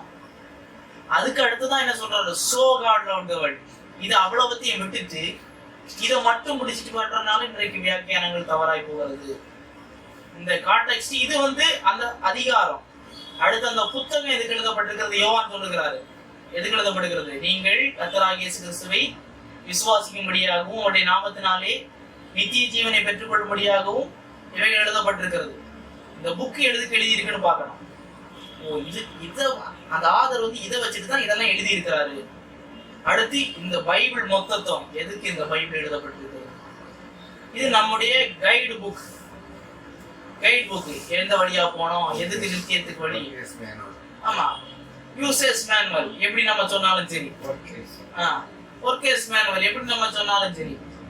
இந்த கான்டெக்ஸ்ட விட்டு நம்ம படிக்கும் போது இன்றைக்கு இந்த புத்தாண்டு கூட்டத்துல எல்லாம் நான் இங்க பாப்பீங்க, ஏசாயா தீர்க்கதரிசி அழுதுகிட்டு இருப்பாரு. இதெல்லாம் பார்த்தாருன்னா, அடப்பாவிகளா நான் சொல்லாததெல்லாம் சொன்னதாச்சு, ஏசாயா சொன்னா ஆண்டவரே இவனுக்கு கொஞ்சம் புத்தி சொல்லிக்கணும் ஆண்டவரேன்னு ஏசாயாவை கர்த்தர் இன்றைக்கு பார்க்க அலோவ் பண்ணினாருன்னா. மோசையெல்லாம் பார்த்திருக்கிறாரு, ஏ தம்பி நீ கொஞ்சம் நீ எல்லாம் சொன்னேல்லப்பா பாருப்பா, நீ சொன்னதாட்டு சொல்லிட்டு இருக்கிறான்னு சொல்லி தமிழ்நாட்டு பிரசங்கமான ஏசாயா பார்த்தா, ஆண்டவரே என் புத்தகத்தையே ஆண்டவரே சேர்த்தீரு, படுபாவிய நான் சொல்லாததெல்லாம் எப்படியெல்லாம் சொல்லி. ஏசாயா சொல்லும் போது எவ்வளவு அந்த ஜனங்கள் மனம் திரும்பணும், வீழ்ச்சி ஆசீர்வாதம் எப்ப வரும், எந்த கட்டளைகளோட வரும்னு சொல்லி அம்படத்தையும் முழுங்கிட்டு வசனத்துக்கு பாதி கால் பங்கு ஏசாயா சொல்லி இருக்கிறாருன்னு புத்தாண்டு அன்னைக்கு இயேசு கிறிஸ்துவ பேரோட ஏசாயாக பேர் தான் நிறைய வருது. இதுக்கு ஒரு பெரிய காரணம் என்னன்னா, அந்த பைபிள அதிகாரம் வசனத்தை பிரிச்சதுதான் பெரிய தப்பு. நன்மை நிறைய இருக்குது. இப்ப எனக்கெல்லாம் டக்குன்னு எடுக்க வராது. நிறைய பேரு சர்ச்சில் இதுக்குன்னே போட்டி வரும். 1 பேதுரு 2ஆம் அதிகாரம்னு சொன்னா 2 பேர் வாசிக்க ஆரம்பிச்சிடும், ஒருத்தன் பார்ப்பான் நீ நிறுத்து. என்ன பிரச்சனைன்னா, இவர்களுக்கு வசனத்தை இவர்களுக்கு பொறுக்கி எடுக்கிறதுனால பெரியா பட்டணத்துல அப்படி இல்லை. பவுல் சொல்றதெல்லாம் தேடி பார்க்கணும்னா ஏசாயா புத்தகம்னா 1லேருந்தே அந்த ரோலை படிச்சுட்டே வரணும். அங்க சாப்டர் கிடையாது, பிற்காலத்துல வந்தது. அப்படின்னாலே சூழவியலே பார்க்கணும். உதாரணம் பிலிப்பியர் 2:12 என்ன சொல்கிறது, ரட்சிப்பு நிறைவேற பிரயாசப்படுங்கள். அப்போ செலவு எடுக்கிறான். ரட்சிப்பு கிருபையினால போது அங்க எழுதியிருக்கிறாரு. இங்க ரட்சிப்பு ஒர்க் அவுட் யுவர் சால்வேஷன், அப்போ ஒர்க் பண்ணாதான் சால்வேஷன் கிடைக்கும்னு தவறா என்ன செய்யறான், கான்ட்ரடிக்ஷன் சொல்றான். பவுல் சொல்லுகிறாரு, கிருபையினால் தான் ரட்சிக்கப்பட்டீர்கள், கிரியையே அல்ல. இங்க இருக்குது ரட்சிப்பு நிறைவேற பிரயாசப்படுங்கள்ன்றத மாத்தி எப்படி சொல்றான், ரட்சிப்பு கிடைக்கிறதுக்கு பிரயாசப்படுங்கள்னு பைபிள் சொல்லியிருக்குன்னு சொல்றான். நாம் சொல்ல வேண்டியது இம்மீடியட் கான்டெக்ஸ்ட் என்னன்னு சொன்னா, பிலிப்பியர் 1:19 சரீர விடுதலையை பற்றி பேசுகிறது பிலிப்பியர் 2:12. பரிசுத்தமாகுதலை பற்றி பேசுகிறது பிலிப்பியர் 3:20. மகிமை அடைதலை பேசுகிறது. தேவனுடைய பார்வையை பற்றிய ரட்சிப்பை பற்றி பேசுகிறது. நம்முடைய சாங்டிபிகேஷன், தேவன் நமக்குள்ள வச்சிருக்கிற ரட்சிப்பை நம்ம எப்படி ஒர்க் அவுட் பண்ணணும். we should work out the salvation what God works within us. அதை பற்றி சொல்லுகிறாரே ஒழிய ரட்சிக்கப்படுவதற்கு கிரியையை பற்றி சொல்லவே வரல. இது படிக்கணும்னா அந்த புத்தகத்தை ஏன் எழுதினாரும் படிக்கணும், புத்தகத்தை யாருக்கு எழுதினாரும் படிக்கணும். அப்படினாலே இந்த கான்டெக்ஸ்டை நாம் பார்க்க வேண்டும். அடுத்த காரியம், கடின பகுதிகளை கிறிஸ்டல் கிளியரா இருக்கிற பேசேஜை அடிப்படையா வச்சு வளர்க்கணும். சில வசனம் இப்போ கடினமா இருக்குது, அப்போ அதை பற்றி இன்னும் தெளிவாக இன்னும் வசனங்கள் ஏதாவது சொல்லுகிறதா. இப்போ உதாரணத்துக்கு நம்ம பார்க்கும்போது, இப்போ கிருபையினால் ரட்சிக்கப்படுகிறீர்கள். அப்போ இந்த பிலிப்பியர் 2:12 வச்சு கிரியைன்னு சிலவா சொல்றான். அப்போ சந்தேகம் வந்து நான் பார்க்கணும், ரட்சிப்பு பற்றி பைபிள் என்ன சொல்லுதுன்னு மொத்தத்துல ஒரு கிளான்ஸ், ஒரு கன்கார்டன்ஸ் எடுத்து பார்க்கும்போது எக்கச்சக்கமா வசனம் வரும். எபேசியர் 2:8-9, தீத்து 3:5-6, ரோமர் 4:5, எக்கச்சக்கமான வசனம் சொல்லுது ரட்சிப்பு கிருபை கிரியினால் அல்ல, கிருபையினால். இன்னொருத்த சொல்றான், ஏசு கிறிஸ்து தேவன் இல்ல, அவர் வந்து படைக்கப்பட்டவராகும். ஏன்னா அவரே I am God worship me அவர் எங்கேயும் சொல்லல அப்படின்னு சொன்னான்னா ஏதாவது 1-2 வசனங்கள் அவன் சொல்லலாம். இப்போ அவன் எடுக்கலாம், நீ என்னை நல்லவன் என்று சொல்வானேன், என்னை தவிர தேவனை தவிர நல்லவன் ஒருவனும் இல்லையே. இப்போ இயேசு கேட்கிறாரு, நீ என்னை நல்லவன் என்று சொல்லுகிறாயா? தமிழ்ல மொழிபெயர்த்துக்க சொல்வானேன்னு எல்லா கொஸ்டினையும் தமிழ்ல வந்து சொல்வானேன் செய்வானேன்னு தான் இருக்கு இந்த பழைய தமிழ்ல. நீ என்னை நல்லவன் என்று சொல்லுகிறாயா? தேவனை தவிர நல்லவன் இல்லப்பா, என்ன நல்லவன்கிறியா? இத மாதிரி வரும்போது சரி, இயேசு கிறிஸ்து அப்ப அவர் நல்லவன், அப்ப அவரை கெட்டவன் அவர் சொன்னா, அப்ப மற்ற வசனங்களை பார்ப்போம். இயேசு கேட்கிறாரு, எந்த பாவம் உண்டுன்னு ஒத்த நான் சொல்ல முடியுமா? அப்ப அதுக்கு அர்த்தம் என்ன? நான் நல்லவன் தான்ப்பா. ஏன் நல்லவன் இல்லாதவன், ஏன் நல்லவன் எல்லாம் பாவத்துல உண்டானவன், அதனாலதான் நல்லவன் இல்லை. இயேசு சொல்ற நான் மேல இருந்து வந்தவர், அப்ப நல்லவர் தான். இப்போ இந்த ஒரு பேசேஜை மட்டும் பிடிச்சிட்டு இருக்கக்கூடாது. அதையும் அப்படி சொல்லுது, அதையும் அப்படி சொல்லுது. நீ சிலவதையும் மண்டையை குழப்பிட்டு இருப்பான். சொல்லுது என்ன நீங்க அப்படி சொல்லுது? கிளியரா இருக்கிற பேசேஜை பார்த்தா ப்ராப்ளம் சால்வ் ஆகிவிடும். அடுத்து சொல்லுவான், ஏசு கிறிஸ்துவ அது தேவனை மட்டும் வணங்கலாம், ஏசு கிறிஸ்துவ வணங்க கூடாது. ஏசு கிறிஸ்துவ எத்தனை இடத்துல வந்து வணங்குனாங்க? எங்க அதே வணங்காத, காலம் பிடிக்காதன்னாரா? வணங்குனத காலில் விழுந்து வணங்குறது. ஒரு இடத்துல ஒருத்தன் தடை பண்ணான், எப்படி அவளுக்கு காலில் நீர் ஏழைகளுக்கு கொடுக்கலாம், அவருக்கு காலை தொட்டி இருக்கு. அவர் அவனை கடிந்து கொண்டார். இருக்கிற அன்னைக்கு இவ செய்யறா, அவளுக்கு பெரிய ரிவார்டு உண்டுன்னாரு. அப்ப இயேசுக்கு டெய்டி, இயேசு வணக்கத்திற்கு இயேசு முழு முதல் 100% காட் என்பதற்கு பைபிள் அநேக வசனங்கள் இருக்கின்றன. ஒருத்தன் பிடிச்சிட்டு நான் என் பிதா என்னிலும் பெரியவரா இருக்கிறாரு, அடுத்த செலவம் எடுப்பான். இயேசுவே என்ன சொன்னாரு? பிதா குமாரன் பரிசுத்த ஆவியின் நாமத்தினால. அதனால பிதா ஃபர்ஸ்ட், குமார செகண்ட், பரிசுத்த ஆவியான 3. அப்ப நம்ம கேட்கணும், இப்போ பவுல் என்ன சொன்னாரு? கர்த்தராகிய இயேசு கிறிஸ்துவின் கிருபையும் பிதாவா. அப்போ இயேசு ஃபர்ஸ்ட், பிதா செகண்ட் நான் பவுல் சொன்னாரு. அப்போ ஒரு வசனத்தை மட்டும் வச்சுட்டு நம்ம வந்து புரியாதோம்னா கடினமா இருக்குன்னு சொன்ன உடனே நம்ம வந்து உடனே அதை ஒதுக்கி வைத்து விடுவோம். தீர்க்க தரிசன பகுதிகளுக்கு இது பொருந்தும். இப்ப வெளிப்படுத்தின விசேஷத்துல உள்ளதுல தானியலுக்கு சிலது போன்ற ரெண்டையும் சேர்த்து பார்த்தா தான் சிலது புரியும். அடுத்த காரியம், do not base teaching on an obscure passage. ரொம்ப அந்த கிளியரா இல்லாத ரொம்ப கருகலான ஒரு வசனத்தை வச்சுட்டு உபதேசம் பெரிய டாக்டரினை எஸ்டாப்ளிஷ் பண்ணக்கூடாது. ஒரு டாக்டரினை எஸ்டாப்ளிஷ் பண்ணணும்னு சொன்னா பைபிள்ல தேவன் அதை குறித்து என்ன சொல்லி இருக்கிறார், இயேசு கிறிஸ்து என்ன சொல்லி இருக்கிறார், அப்போஸ்தலர் என்ன சொல்லி இருக்கிறார்கள். குறிப்பாய் அப்போஸ்தல் பால், ஏனென்னா அப்போஸ்தல் பவுலுக்கு தான் அநேக வெளிப்பாடு கொடுக்கப்பட்டது சபையை குறித்து. ஏனென்றால் புறஜாதிகளின் அப்போஸ்தலர் பவுல் தான். பேதுரு யூதர்களுக்கு அவங்களே புரிஞ்சுக்கிட்டாங்க. அதனால பவுல் இதை குறித்து என்ன சொல்லி இருக்கிறாரு. ஓவராலா பைபிள்ல என்ன டீச்சிங் இருக்குது, இந்த உபதேசத்தை எடுத்தா வேற ஏதாவது உபதேசத்தை இடிக்குமா, தேவனுக்கு குணாதிசயத்தை இடிக்குமா? இப்போ இயேசு கிறிஸ்து அரியஸ் என்கிற ஒன்றம் தான் அரியன் அரசி. இயேசு கிறிஸ்து மனிதனோட மேல், பிதாவோட கீழ் மேல். அப்போ இயேசு தேவனா தேவன், பிதா தேவனா தேவன், இயேசு அவரோட சின்னவர். அப்ப 2 கடவுளா அங்க இடிக்குது பாத்தீங்களா? ஒரே ஒரு தேவன் தான் உண்டு. 2 கடவுள் சொன்னா அது பாலிதீசம்.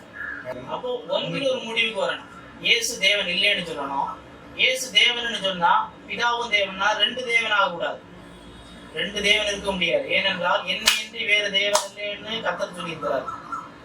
அப்போ நீங்க கேட்க வேண்டியது, இயேசு கிறிஸ்து பெரியவர் இல்லைன்னா ஆதாம கிட்ட பேசினது யாருப்பா?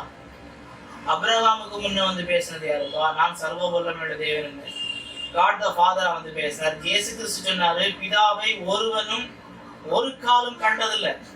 அப்ரஹாமுக்கு முன்ன வந்து நான் சர்வ வல்லமையுள்ள தேவன் எனக்கு முன்பாக யார் சொன்னா? காட் த ஃபாதரா சொன்னாரு. காட் த சன் மோசேக்கு முன்ன வந்து யாரு பேசினாரு? கர்த்தருடைய தூதனாரர் வந்து நின்றார் இருக்குது. செங்கடலை பிளந்தது யாரு? காட் த ஃபாதரா பிளந்தாரு. காட் த சன் சீனாய் மலையில வந்து நிறங்கி முகமுகமா பேசினது யாரு? காட் த ஃபாதரை ஒருவனும் ஒரு காலம் கண்டதில்லை இதுவரைக்கும். அவருக்கு பிரசன்ஸ் கூட இதுவரை ஒருவனும் ஃபீல் பண்ணது கூட இல்லை. சரி, இப்ப ஒரு உபதேசத்தை எஸ்டாப்ளிஷ் பண்றோம். 1 கொரிந்தியர் 15:29 பவுல் கேட்கிறாரு, மரித்தவர்களுக்காக ஞான ஸ்நானம் பெறுவாங்க, அப்ப என்ன செய்வாங்க? அதுக்கு அர்த்தம் என்ன? இதை வச்சுட்டே நிறைய டினாமினேஷன் டாக்டர் உருவாக்கலாம். இதுக்கு 200 இன்டர்பிரேஷன் வரை வந்தாச்சு. 1 இல்ல 2 இல்ல 200 வியாக்கியானம் வந்தாச்சு. அப்ஸ்கியூர் பேசேஜ் இது. இப்ப சிலவன் சொல்றான், மொர்மோன் டீச்சிங் சொல்லுகிறது, செத்தவருக்கு வேண்டி நீ ஞானஸ்நானம் எடுத்து அவன் பரலோகம் கொண்டு போயிடலாம். மரித்தவர்களுக்காக ஞானஸ்நானம் பெறுபவர்கள். அப்போ பவுல் சொல்லி கொடுக்காராம். பவுல் வேற யாரையும் அடையாளம் காட்டுறாரு. இப்போ சிலர் சொல்லுகிறாங்க, ஒருத்தர் ஒரு எல்டர் செத்து போனாருன்னு சொன்னா அவர் ஒரு பொசிஷன்ல இருக்கிறாரு, ஒரு ஏதாவது ஒரு டீக்கனா இருக்கிறாரு. அப்ப அவர் இறந்துட்டாருன்னா அவருக்கு சார்பில் நீ ஞானஸ்நானம் எடுத்தாதான் உனக்கு என்ன பதவி வரும்? அந்த அடுத்த ஆளு இவருக்கு பொசிஷன் வர முடியும் சில சபைகள் பின்பற்றுகின்றன. சிலர் ஆவிக்குரிய வியாக்கியானம் கொடுக்குறாங்க. இப்போ சிலர் சொல்றாங்க உயிர்த்தவரை மறுதளிக்கிறவர்கள் செய்தது என்று சொல்லி, இதை வைத்துக் கொண்டு ஞானஸ்நானத்திற்கோ எதுக்கோ உபதேசத்திற்கோ இந்த பேசேஜ் கொடுக்கப்படலை. தேவையில்லாததை பிடிச்சிட்டு இந்த கல்ட் குரூப் இருக்கிறாங்க இல்லையா, சம்பந்தமே இல்லாதது ஏதாவது ஒண்ணு பிடிச்சிட்டு தான் அவனுக்கு மொத்த அஸ்திபாரமே இருக்கும். இதுதான் முக்கியம் என்று சொல்லி ஏதாவது ஒரு காரியத்தை பிடித்துக் கொண்டிருப்பார்கள். அடுத்த காரியம், the Bible is a human book with human characteristics. 100% தேவாவினால் எழுதப்பட்டது. ஆனால் மனிதர்கள் எழுதினது, மனிதருடைய குணாதிசயங்கள் காணப்படுகிறது. அவருடைய நான் சொன்ன பர்சனாலிட்டி அவர் கிண்டல் பண்ணவே இல்லை. இப்ப என்ன செய்யறாங்க, அவர்களுக்கு வந்து இப்ப லூக்கா எழுதும் போது நான் தீவிரமாய் கேட்டறிந்து விசாரித்தபடியே, அநேகர் எழுத முற்பட்டார்கள், நான் தீவிரமாய் விசாரித்து அறிந்தபடியே என்று சொல்லி அப்போஸ்தலர் நடவடிக்கைகளை நம்ம பார்க்கலாம். அவர்கள் வந்து என்ன செய்கிறாங்க, அவங்க லிட்டரரி ஸ்டைலை பயன்படுத்துகிறாங்க. இப்போ எந்த புத்தகம், இந்த புலம்பல் புத்தகத்தை எப்படி எழுதுகிறாரு, ஹல்லேலூயா கர்த்தரை துதி எழுதுறாங்க, ஐயோ இப்படிப்பட்டு போச்சு. அப்போ அது வந்து ஒரு சோக பாட்டு. அந்த சோக பாட்டை படிக்கும் போது திருச்சிட்டு படிக்க கூடாது. ஆபகுக்கு எழுதும் போது அவர் வந்து புலம்புகிறார், ஆண்டவரே ஐயோ உனக்கு காது இல்லையா கண் இல்லையா ஆண்டவரே, இந்த தேசத்தா ஜனங்கள் எல்லாம் இப்படி இருக்கிறானுங்களே. ஆண்டவர் சொல்றாரு, சரி நீ சொன்ன சரிதான், பாபிலோனியோட கொண்டு வச்சு இவனோட தீர்த்துறேன். திருப்பி ஐயோ ஆண்டவரே இவர் நல்லவனை கொண்டு இவனை அடிச்சா சரி, இவனோட மோசமானவரை கொண்டா நீ அடிக்க போறீன்னு சொல்லி ஆபுக்கு திருப்பி அழுறாரு. அதெல்லாம் அந்த அழுகையோட சேர்த்து படிக்கணும். அடுத்து கடைசியில் ஆண்டவர் வந்து இவருக்கெல்லாம் சொல்லி கொடுத்து, இவருக்கு அத்திமரம் துளிர் விடாமல் போனாலும் கர்த்தர் சொல்றாரு, என்ன பாபிலோனே வரட்டும், என் மேல விசுவாசம் இருக்கிறவங்க நான் காப்பாத்துவேன். அப்போ இவருக்கு ஒரு நம்பிக்கை வருது, அத்திமரம் துளிர் விடாமல் போனாலும் திராட்சை செடியில் என்னது ஒலிவ மரத்தில் இதெல்லாம் நான் கர்த்தருக்குள் மகிழ்ச்சியா இருப்பேன். அப்ப எல்லாம் போகல, எல்லாம் இருக்குது. ஒரு நாள் வரும் பாபிலோனிய சாம்ராஜ்யம் எல்லாத்தையும் வைப் அவுட் பண்ண போறான். அது பாடும்போது அந்த நெகினோத் வாத்தியம் இருக்கு, அப்படி இருக்கும். நெகினோத் என்ன வாக்கியத்துக்கு வாசிக்க ஒப்புவிக்கப்பட்ட பாடல். அந்த நெகினோத் என்ற வாக்கியம் பாத்தீங்கன்னா இந்த ராப் சாங் இருக்கு இல்லையா, அந்த மியூசிக், அந்த மியூசிக்ல அந்த மியூசிஷியன்ஸ் இருப்பாங்க டெம்பிள்ல, அங்க கொண்டு கொடுக்கணும். சங்கீதங்கள்ல வரும் ராக தலைவனுக்கு வாசிக்கும்படிக்கு அந்த மியூசிக்ல ராக்கு ராப் இன்னைக்கெல்லாம் இருக்கு இல்லையா.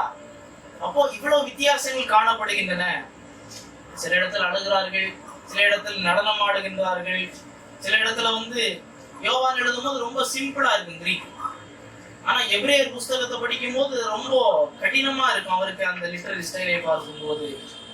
சிலர் எழுதும் போது, இப்போ சங்கீதம் 23 எழுதும் போது தாவீது பாக்குற கர்த்தர் எப்படி பாக்குறாரு, அவர் ஒரு மேய்ப்பர், கோல் இருக்குது, இன்னொரு பக்கம் ஒரு தடி, ஒரு ராட் அண்ட் ஸ்டாஃப். தடி என்னது, அங்க போகாத அந்த வழியா போகாத, கோல் என்னது, ஒரு இது இருக்கு, கியூ போல் அப்படி விளைஞ்சிடும், தவறி போயிட்டா அதை அப்படியே குப்பி போட்டு எடுத்துடலாம். அப்போ ஆமா, அப்போ அபிஷேகம் தலையை எண்ணெயால் அபிஷேகம் பண்ணுகிறீர், அதுக்கு அந்த பருக்கள் அந்த வெயில் காலத்துல எல்லாம் வரும்போது அது எண்ணெய் ஊற்றி அப்படி பண்ணும்போது அந்த எல்லாம் ஆறி போயிடும். அப்படி பார்த்தேன் அப்படியே இதை வடிந்தோடும். அப்போ அதை பார்த்து அதை வருநிலை எழுதுகிறார். இவைகளை நாம் புரிந்துள்ளோம். லூக்கா மருத்துவர், அவர் ஒரு டாக்டருக்கு பாணியிலே எழுதுகிறார். நாலாவது ஒரு யார் எழுது, ஒரு பிரீஸ்ட் எழுதுறதுனால அந்த டெம்பிளுக்கு முக்கியத்துவம் கொடுக்கிறார். அப்படினால இவைகளை நாம் பார்க்க வேண்டும். அப்போ இந்த எக்ஸ்பிரஷன், ஹியூமன் எக்ஸ்பிரஷனும் இதில் காணப்படுகிறது. அடுத்த காரியம், do not assume a partial report is a false report. சில ஆதர் பார்சியலா தான் சொல்லுவாங்க. மத்தேயு ஒரு இன்சிடென்ட்ல ஒரு இதுல வரும் கழுதையும் அது குட்டியையும், ஒரு இதுல வரும் இதை மட்டும் எடுத்துட்டு வாங்க. அப்போ காணிப்போம் பாத்தியா, அதுல 2 எண்ணம் இருக்கு, இதுல 1 இருக்கு, தப்பா சொல்லிட்டான் பைபிள், நீ சொல்ற கடவுளுக்கு பார்த்து இல்ல தப்பு இல்ல.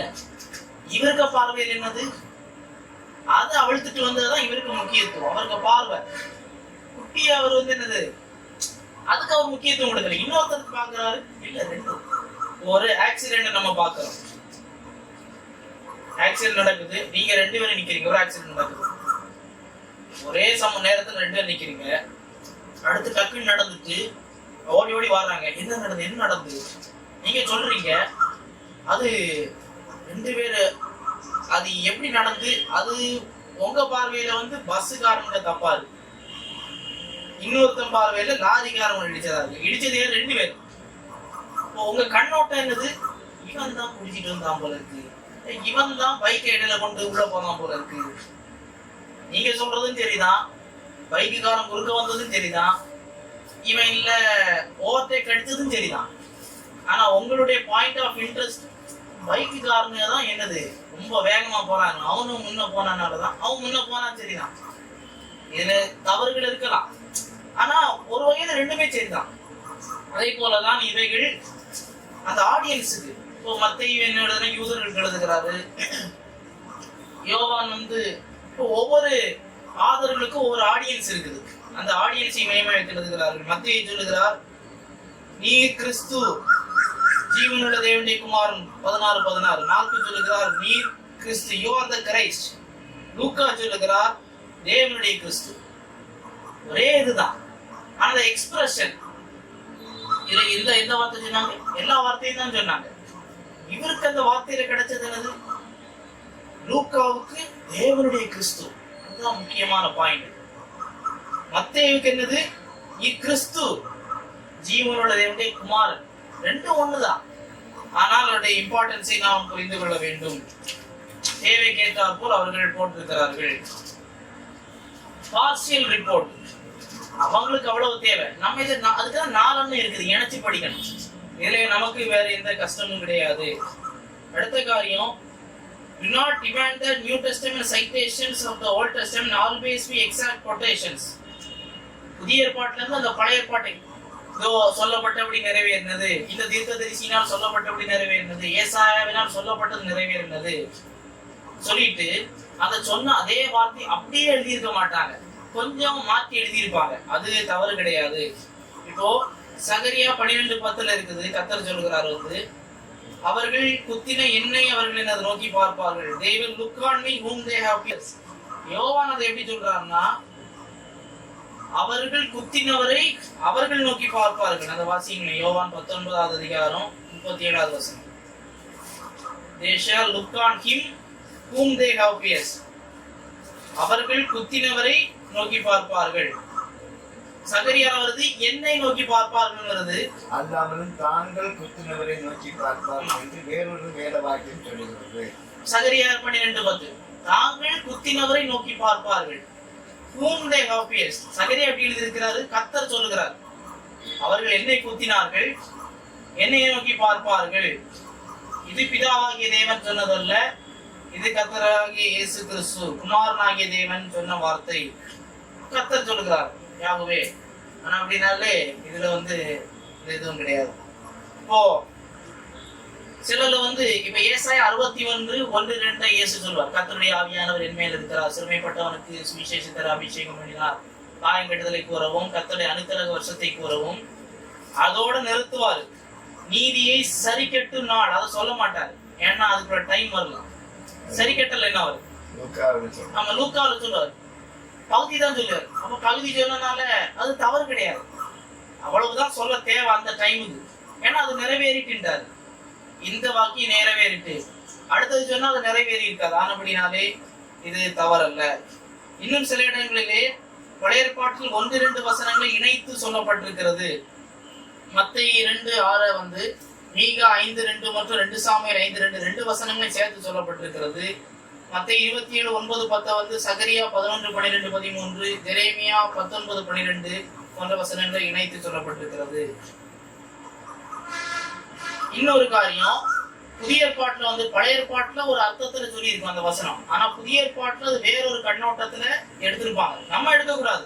தேவாவின் ஏவுதல் அந்த எழுத்தாளர்கள் புரிந்து கொண்டாங்க, நமக்கு அந்த அதிகாரத்தை கொடுக்கல. ஒரு உதாரணம், ஓசியா 11 சொல்லுகிறது, எகிப்திலிருந்து என்னுடைய குமாரனை வரவழைத்தேன். ஓசியாவுடைய பார்வை என்னது? எகிப்திலிருந்து யாரு கூப்பிட்டாரு? இஸ்ரவேல். இஸ்ரவேலை வரவழைத்தார் ஓசியாவுக்கு பார்வையில. இங்க மத்தேயு யாருக்கு அப்ளை பண்றாரு? இயேசு கிறிஸ்துவுக்கு. அது தப்பு இல்ல, இதெல்லாம் தப்புன்னு சொல்றாங்க. பைபிள் தவறு, இவன் தப்பா சொல்லி இருக்கிறான். அங்க யூதர்களை தான் சொல்லி இருக்காரு, இங்க இயேசு பைபிள் தப்பு என்று சொல்லுகிறார்கள். அது தவறல்ல. ஏனென்றால் அந்த ஓசியாவுடைய பார்வையில இஸ்ரவேல், தேவனுடைய பார்வையில மேசியாவை குறித்த அந்த வாக்கு தத்துவமும் வார்த்தையும் அடங்கி இருந்தது. அது இப்பதான் வெளியாக்கப்படுகிறது. அடுத்தது, do not assume that divergent accounts are false accounts. ஒரே சம்பவத்தை 2-3 பேர் சொல்லி இருப்பாங்க. நம்ம முன்ன பார்த்தோம், சிலர் பாதி சொல்லுவாங்க, சிலர் கூட்டி சொல்லுவாங்க. இது இப்போ ஒரு சம்பவத்தை 2-3 பேர் சொல்லும் போது மத்தேயும் அந்த சம்பவத்தை எழுதுறாரு, மார்க்கும் எழுதுகிறாரு, லூக்காவும் எழுதுறாரு. கொஞ்சம் வித்தியாசப்படும். ஒரு உதாரணம், மத்தேயு 28:5 அந்த இயேசுவுடைய அந்த கல்லறைக்கு வெளியே ஒரு தூதன் நின்னான்றது. யோவான் 20:12 சொல்லுகிறது 2 தூதர்கள் இருந்தாங்க. ஆனா இப்போ சிலர் சொல்றான், அங்க 1ன்னு சொல்றான், 2ன்னு சொல்றான். அப்ப என்ன சொல்றோம்? பைபிள் தப்பு. ஒரே நேரத்துல 1, 2 எப்படி நிக்க முடியும்? கண்ணு குருடாவா போச்சு என்று சொல்லி நக்கலாய் பேசுகிறார்கள். இது தவறல்ல. ஏனென்றால் யோவானுடைய பார்வையில 2 தூதர்கள் நிக்கிறத அவர் முக்கியத்துவம் கொடுக்கிறாரு. மத்தேயுடைய பார்வையில ஒரு தூதன் என்றுதான் என்ன சொல்றாரு? அந்த வார்த்தைய பேசுகிறார். அவங்களுடைய பாயிண்ட் அவங்களுடைய ஒரு தூதன் நின்றுட்டு அந்த வார்த்தைய உரைக்கிறார். அந்த உரைக்கிற அந்த நரேட்டிவ் தான் மத்தேயுக்கு முக்கியம். அந்த எத்தனை பேர் நின்னா, அடுத்து யார் வந்தா, அடுத்து யாரு போனா, பக்கத்துல அவன் எடுத்துருந்தான், அடுத்த வீட்டுல இவன் பார்த்துட்டு நின்னா, தோட்டத்துல அவன் தண்ணி ஊத்த வந்தான், அவருக்கு அது முக்கியம் இல்லை. மத்தேயுக்கு யூதர்களுக்கு இயேசு மெசியான்றதை நிரூபணப்படுத்தணும். இவர் சொன்ன அக்கௌண்ட் தான் முக்கியம். அப்போ அவங்களுக்கு 2 பேர் தான் சில யோசிப்பான். அப்ப 2வது என்ன பேசினான், எங்க பார்த்துட்டு நின்னான், இவ்வளவு பார்த்துட்டு நின்னானோ, சிலவங்களுக்கு கேள்வி எப்படி போகும். அதனால அந்த இதுக்கே அவங்க போகல. யோவானுடைய பார்வையில 2 பேர் நின்றார்கள், இது பிரச்சனை இல்லை. இன்னொன்று, யூதாஸ் எப்படி செத்து போனான்றதுல சில குழப்பம் பண்ணுவான். மத்தேயு 27:5 இருக்குது, தூக்கு போட்டு செத்தான் இருக்குது. அப்போஸ்தலர் 1:18 பேதுருக்கு அதுல வரும்போது அவனுக்கு வயிறு வெடித்து உடல் சரிந்தனது செத்தான் என்னது உடல் வெளியே தள்ளி செத்து போனான்னு பத்தியா. அப்போ அவன் தூக்குல செத்தானா உடல் வெளியே தள்ளி செத்தானா? ரெண்டுமே சரியா இருக்க முடியாது. இது ஒரு கான்ட்ரடிக்ஷனே இல்ல. அவன் தூக்கல தொங்குனா, தூக்கல தொங்கும் போது என்ன செய்ய, அந்த ஒருவேளை அந்த கயிறு விலகி இறுகி என்னது இருக்கும், அவனுக்கு இதோட என்ன வெளியே வந்திருக்கு. ரெண்டும் உண்மைதான். அப்போ ஒருவர் ஆமா கயிறற்று போய் இது என்ன இருக்குது வெளியே வந்திருக்கிறது. ஆனா அப்படின்னாலே ரெண்டும் உண்மை. அடுத்த காரியம், do not presume that the Bible approves of all it records. Bible சொல்லிட்டு அப்ப எல்லாமே சரிதான். பைபிள் சொல்லப்பட்டிருக்கிற சம்பவங்கள் உண்மைதான். But the Bible doesn't approve everything it records. இதுல சொல்லியிருக்கனால எல்லாம் செய்யலாம் என்று சொல்லல. பைபிளில் சாத்தான் பேசினதும் இருக்கிறது, தேவன் பேசினதும் இருக்கிறது, சாதா மனுஷன் பேசினதும் இருக்கிறது. இப்போ ஒரு வசனத்தை நம்ம எல்லாம் எடுப்போம், வேதத்தை அறியாத இந்த ஜனங்கள் சபிக்கப்பட்டவர்கள். எவ்வளவு அறியாம இருக்கிறான், பைபிளே சொல்லுது இல்லையா? அந்த வசனம் எவன் சொன்னது? இயேசுவுக்கு விரோதமா உள்ளவங்க சொன்னது. இயேசுவை ஜனங்கள் பின்பற்றுகிறத வரைக்கும் இவனே சொல்றாங்க, வேதத்தை அறியாத இந்த ஜனங்கள் சபிக்கப்பட்டவர்கள் என்று சொல்லி. பைபிள் எல்லாத்தையும் அக்குரேட்டா சொல்லுது, தவறா கூட்டி குறைச்சு சொல்லாம கரெக்டா அது சொல்லுகிறது. அப்படின்னு சொன்னா சாத்தானுக்கு பொய்கள் எல்லாம் சரி கிடையாது. அவன் பொய் சொன்னதும் இருக்குது. அவன் என்ன சொன்னா, நீங்கள் இதை புசிக்கும் நாளில் நீங்கள் தேவர்களை போல் மாறுவீர்கள். ஆமா பைபிள் சொல்லுது. அப்ப சரியில்லை, நம்மில் ஒருவனை போல மாறினா நன்மை தீமையை நீங்கள் தேவர்களாவீர்கள் சொன்னா, you will be like gods ன்னு சொன்னா. அந்த நாலேஜ் தான் இவனுக்கு தெரிஞ்சதே ஒழிய மற்றபடி தேவனை போல ஒன்னும் மாறல, செத்துதான் போனான். அப்போ பைபிளை நம்ம விளக்கும் போது கடின பகுதியா இருக்கு புரிந்து கொள்ளணும்னா, பைபிள் சொல்லுது எந்த பாவத்தையும் பைபிள் அடிப்படையில ஜஸ்டிஃபை பண்ண முடியும் ஒருத்தன். பைபிள சொல்லி இருக்குது. என்னது லோத்துக்கு பிள்ளைங்க என்ன செய்தாங்க, பாவப்படி இது பண்ணாங்க. பைபிள் சொல்லுது, நாங்களும் செய்யணும். சோதோம் குமார் என்ன செய்தாங்கன்னு இருக்குது, நாங்க செய்யணும். தாவீது என்ன செய்தாரு, அந்த அந்த பெண்ணை பார்த்தாரு. பைபிள் சொல்லுது பார்த்தாருன்னு சொல்லுது, நாங்களும் பார்ப்போம். பைபிள் சொல்லுது, நீ பாருன்னு சொல்லுதா? மொத்தமா பார்க்கணும். இதனாலதான் இந்த பைபிளை இப்படி விளக்காமல் விளக்கும் போதுதான் தவறுகள் ஏற்படுத்தி ஜாக்கிரதையா இருக்க வேண்டும். அடுத்தது, remember that the Bible uses not technical everyday language. சிலவன் சொல்லுவான், யோசுவா சூரியனை பார்த்து சொன்னார், சூரியனை நின்றது. இன்னைக்கு நம்ம கேட்கறது, நீங்க எல்லாம் அறிஞ்சிருக்கலாம். சூரியன் முதல்ல இப்படிதான் கேட்பான், சூரியன் சுத்துது அப்படிதானே.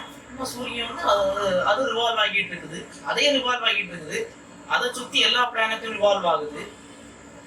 எப்படி எல்லாமே ரொட்டேஷன்ல தான் இருக்குது, எதுவுமே ஸ்டெடியா அப்படி நின்றுகிட்டு இப்படி இருக்குல்ல, நமக்கு தெரியும். அடுத்து கேட்பான், பைபிள்ல எனக்கு ஒரு டவுட் சார், ஸ்காலர் அதுக்கு தானே இருக்கும், சரியான ஆள்கிட்ட வந்திருக்கேன். யோசுவா 10 சூரியனை நின்றுனார், நின்று இப்படி பிரேக் போட்டு நிறுத்தினாரோ, என்ன பதில் சொல்ல முடியும்?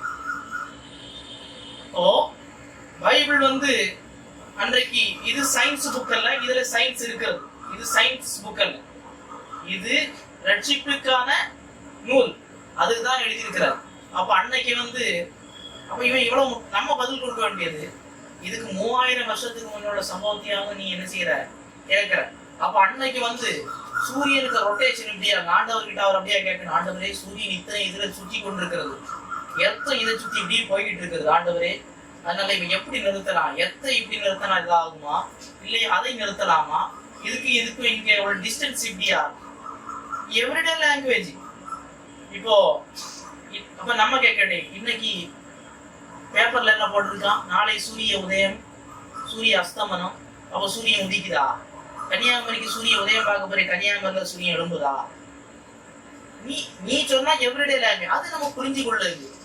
சூரியன் இருட்டுறதுக்கு முன்ன வந்துருது, அதுக்கு இருட்டு சூரியமா எங்க வீட்டுக்கு போகுதா? நம்ம அப்படி கேட்கணும், இதில் தவறு கிடையாது. இதை சிலர் புரிஞ்சுக்கிட்டாங்க, ஆமா பைபிள் சரின்னு நினைச்சேன், இப்படியா போட்டிருக்கு, நாம் பதில் கொடுக்க அறிந்திருக்க வேண்டும்.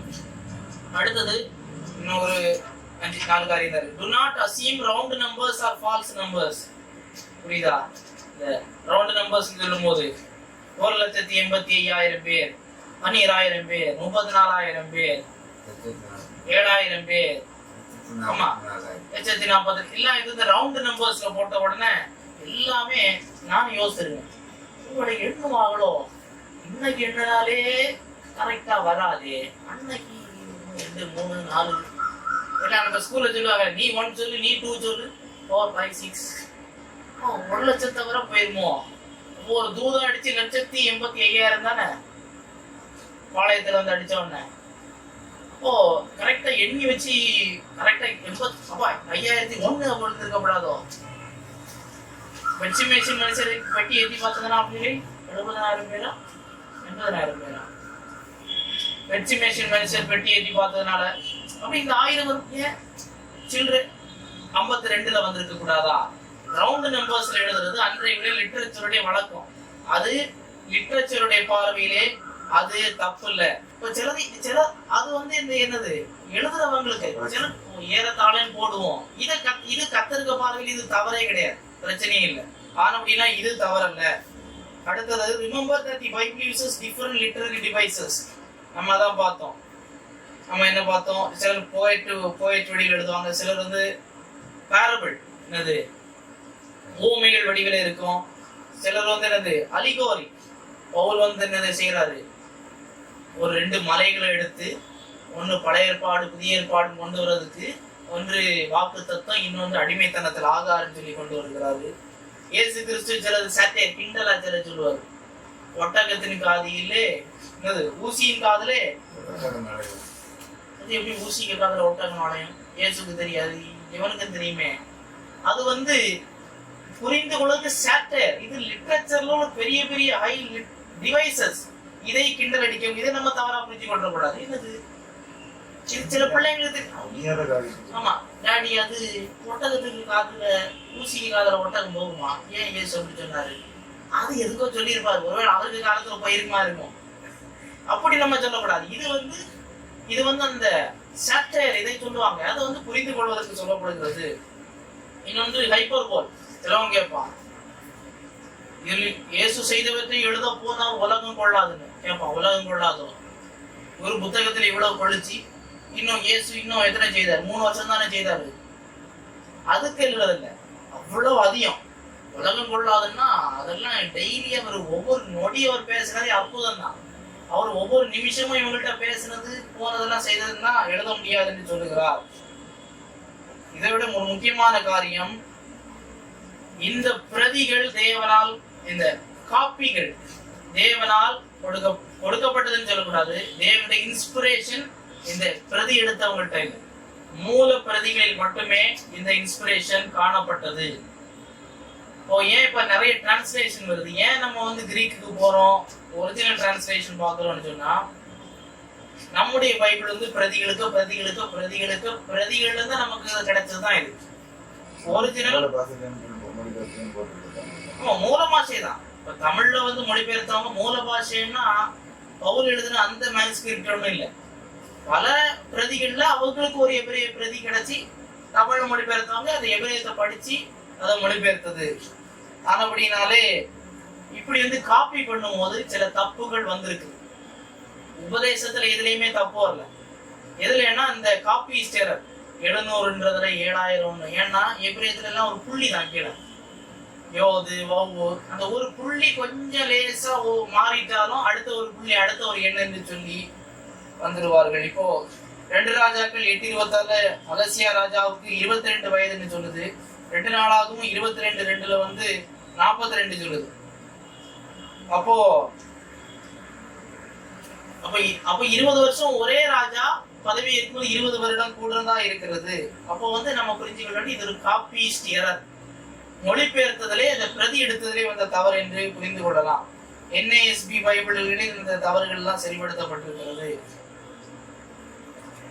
எபிரேயத்துல வந்து நமக்கு வந்து இந்த நியூமரல்ஸ் 1 2 3 இல்ல, அந்த மாடு அந்த அந்த டிசைனை வச்சுதான் அவங்களுக்கு என்ன செய்தாங்க அப்படி கொண்டு வந்தார்கள். ஆனா அப்படினால இந்த மாதிரி அநேக நியூமரிக்கல் எரர் சீக்கிரம் விடவில்லை.